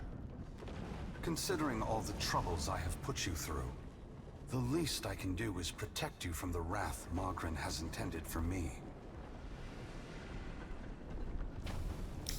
Well, it's much appreciated. Don't thank me yet. This will be particularly difficult for you, Watcher. Okay. Eothas' great hand floats away from the luminous Audra pillar. As it pulls back, for a brief moment you see a golden tether flash into existence between the pillar and the great titan's back. When the Audra fingers gently cradle you, there is first a sensation of warmth, but it is followed by a harsh splitting of consciousness. Your awareness vacillates erratically between the physical world and the spiritual dimension of Eothas' body. Your soul glides amid the many trapped with Eothas. As your brilliant form passes by them, they call and reach out for help. Below Eothas' body, the volcano erupts. Molten rock rushes over the great Audra body, but does not slow its movement. Rathun rush to higher ground, but cannot outpace the lava, which overwhelms and consumes them as it rises. Your attention returns to the heart of Eothas' body. Deep within the whirling masses of souls, you again sense your own presence, the fragment that was taken from you. This time, you reach out to it as it reaches out to you. You meet somewhere in the great mass of Audra, the rest of the souls fading at the edge of your awareness. We are together again. Are you ready to be together again? Why wouldn't I be? Since we've parted, you've become someone else. I have become myself. When we join, we won't be ourselves anymore. Your senses yank back to your body, still in Eothas' hand. There is light, sunlight. He has emerged from Ashen Maw, The rim of the volcano and the great keep of the Rathun collapsing behind him. The Audra is barely visible through the thick lava covering his body. And still, he moves. The ocean is gone, water sucked away, leaving only the bare seabed glistening in an ominous silence. You summon the strength to turn your head. Through the cracks in the great god's fingers, you see a wall of water. Taller than Neketaka, taller than Eothas, as tall as the moon. It comes with the rumbling of a terrible stampede. The wave slams into Eothas. His hand closes, protecting you from the devastation. Somewhere in your mind, you hear Andra screaming. You are back inside him. Back with yourself. Are you still the same Watcher who devoured the souls at Heritage Hill? Darkness roils within the soul as it awaits your response. Would that I could do it again 100 times? I would never tire of it. Yes, I'll go with that. Good.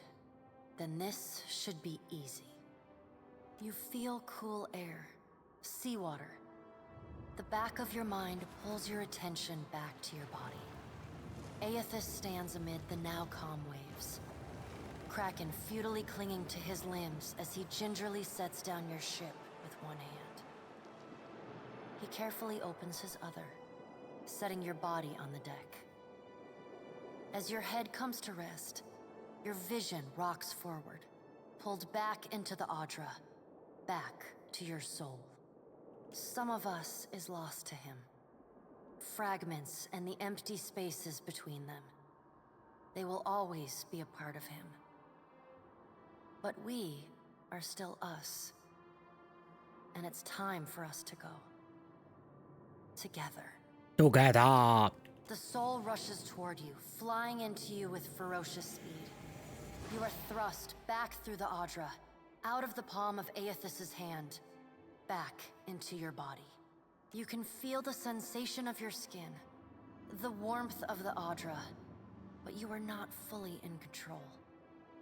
The other soul struggles to reach the surface of the body's consciousness, but you pull it down. Entangled, you float in a dark, boundless expanse. The more you fight each other, the closer you become, until somehow, impossibly, every piece of you is touching every piece of them. Through the distant window of your eyes, you see Eothas push slowly against your ship.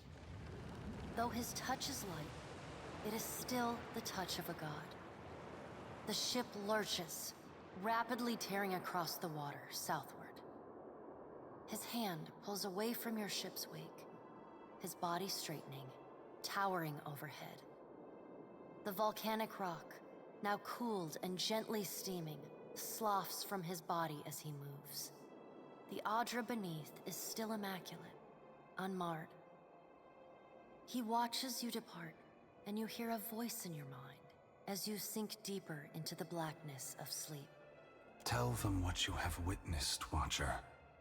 Tell them what is coming.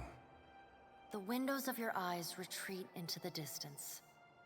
The fragment of your soul is so close to you in the darkness that you can't tell if its thoughts are separate from your own. Eothas is going to Ukaizo? He's going to stop the wheel?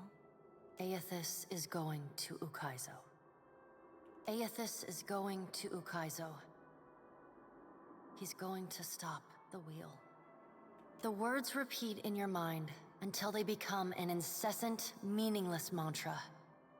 Involuntary meditation in the emptiness of your unconscious. When the words finally dissolve and become part of the darkness, you see a pinpoint of light.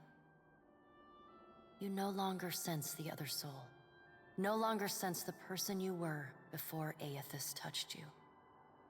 You swim toward the light. As you come closer, the light becomes two blurry spots of radiance. You settle in behind your eyes and feel your lips already moving, mumbling. Around your body you sense familiar scents and sounds. voices raised in shock and alarm. You take control of your mouth, opening it wide and drawing a great breath.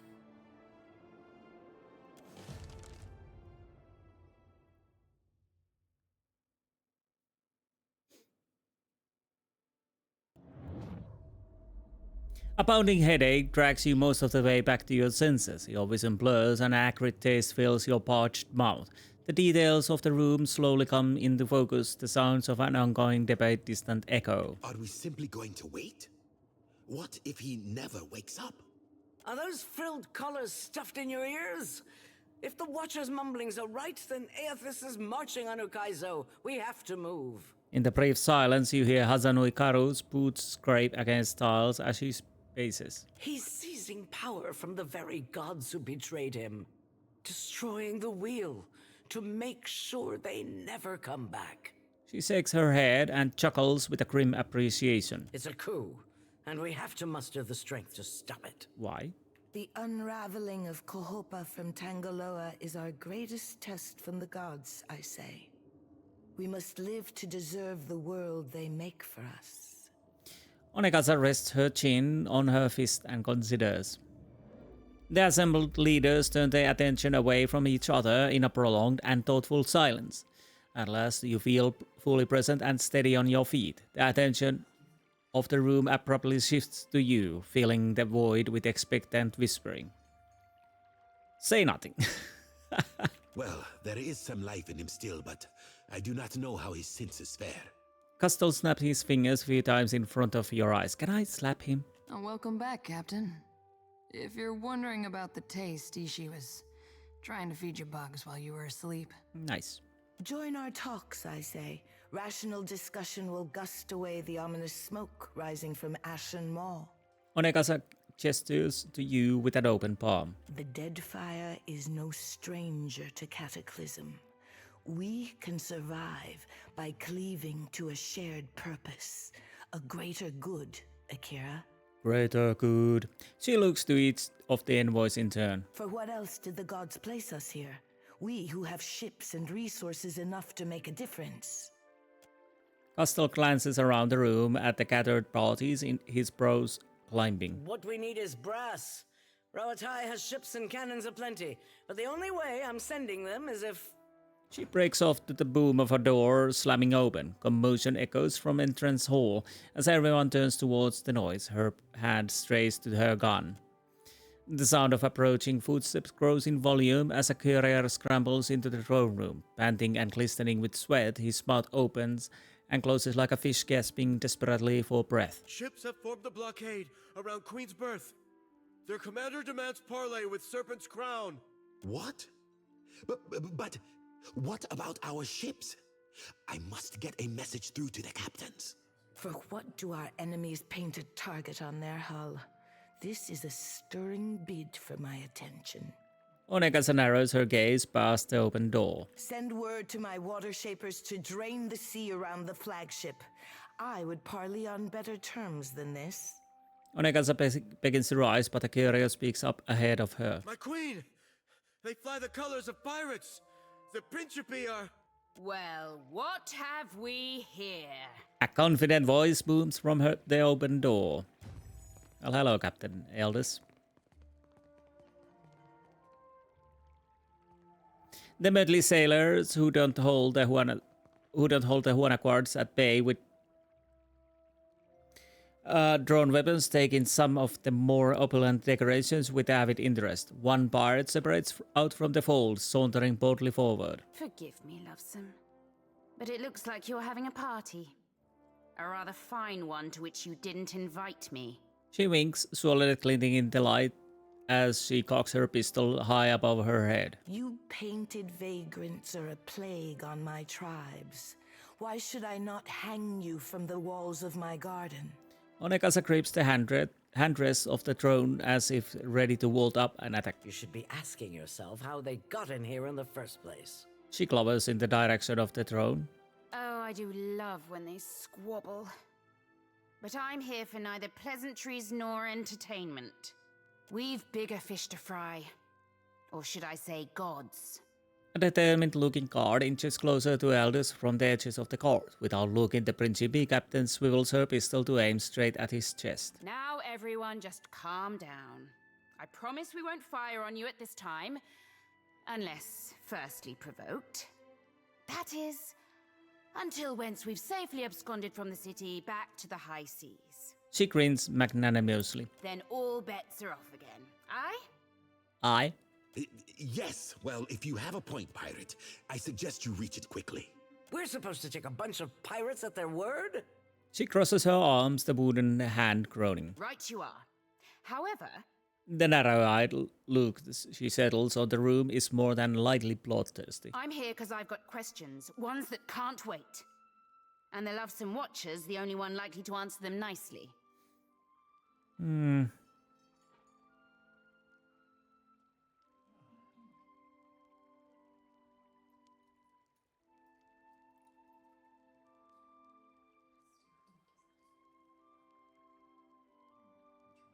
Listen.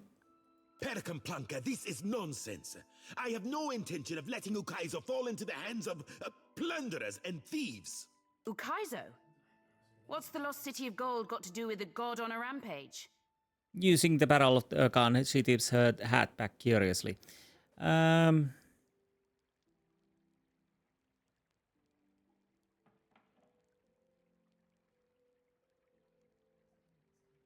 No more second or third chances. This may be the last life we ever live. Well, fuck if that doesn't put things into perspective. But what's that even mean in the long run? Folks who die won't be coming back again.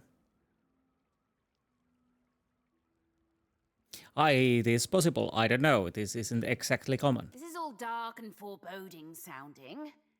But what's it mean for my soul? I mean, I like the idea of pirating throughout the Great Beyond as much as the next gal. But if, say, I got no awareness after I die, does it even matter what happens? Not really. Ak, of course you have no interest past that of your eyes and your stomach. Let us speak now of what can be done. Must be done. Watcher, you know best of all of us what our options are. More answers could become apparent when we land Ukaizo. The Huana made compacts with the gods on lost Ukaizo. Anything can happen on the shores of our ancestors. I say it is a place where mortals can reach beyond themselves, do freely what animancers struggle to dream. We have to act quickly. Defending Ukaizo is the highest priority. A pensive, focused look sharpens the lines in her face. She scratches her cheek with the fingers of her wooden hand. Our ships are fast and well-equipped. We could sail to the edge of Andra's mortar. See if Eothas' passage opens a way through the storms. She narrows her eyes, watching the others. Of course, finding Ukaizo once we're through is another matter.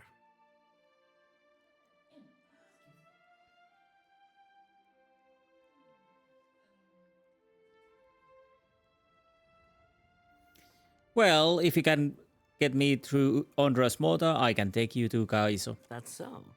You just might be able to save us. Well, depends how you define saving. Anyways, she scratches her chin, an eager glimmer in her eyes. We speak of collectively sailing for Andra's mortar, but this crown will not support any plan that involves a single outsider ship landing on the shores of Ukaizo. A hush falls across the room as Onekaza makes her proclamation. It is for this moment that the gods test me. Anyone who seeks to cross Andra's mortar will learn that the gates of Ukaizo are the end of compromise with the Huana.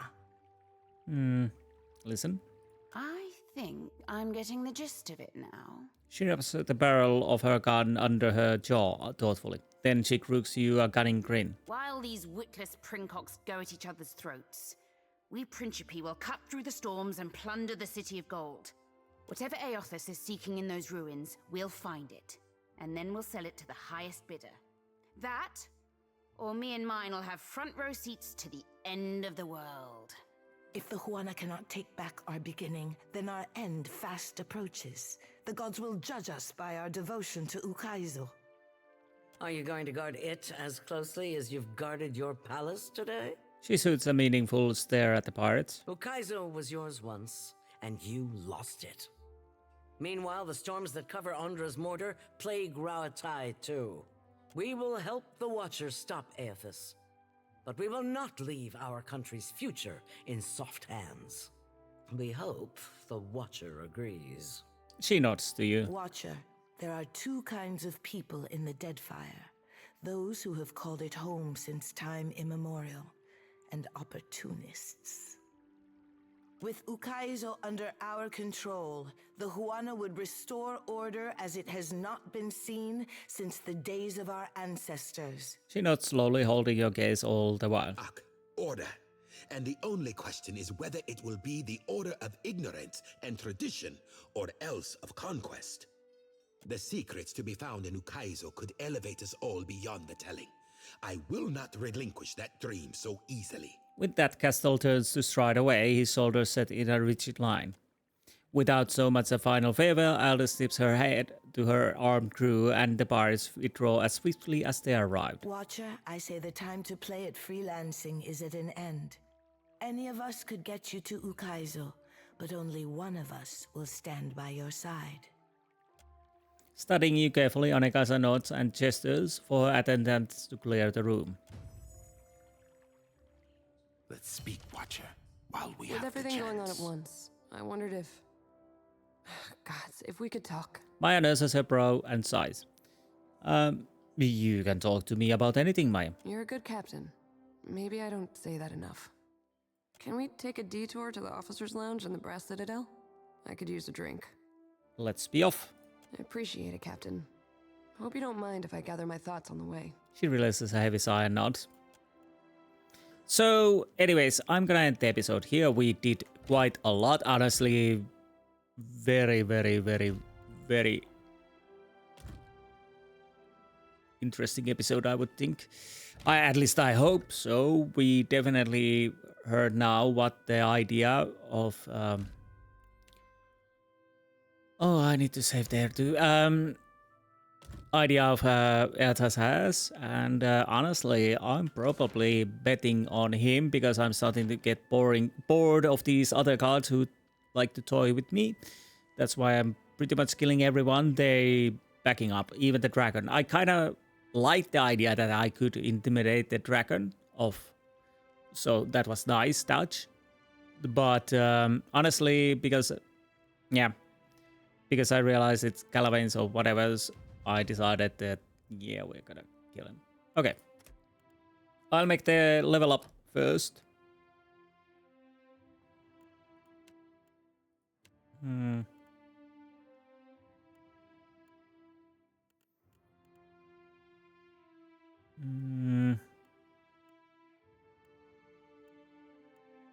Subcircle 7, a nearby enemy may become frightened. Did I have something I need from here?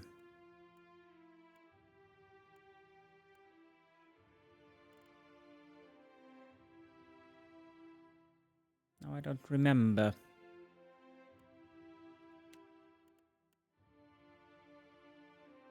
Okay, let's go with that. A weapon, you say? Let's take the hunting bow.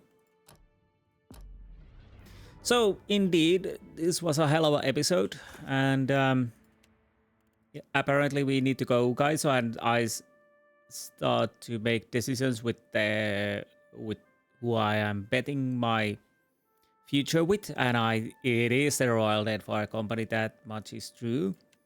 But we still have the DLC. I'll have to see how that works. Maybe we can now get it open and maybe check if there's anything else. Other than that, yeah, that's it. I'm fairly certain we still have few faction quests and those, but the DLC I'm interested because there's the island, which we haven't done anything yet. Anyways, I hope you enjoyed this episode, and I will see you next time. Until then, goodbye.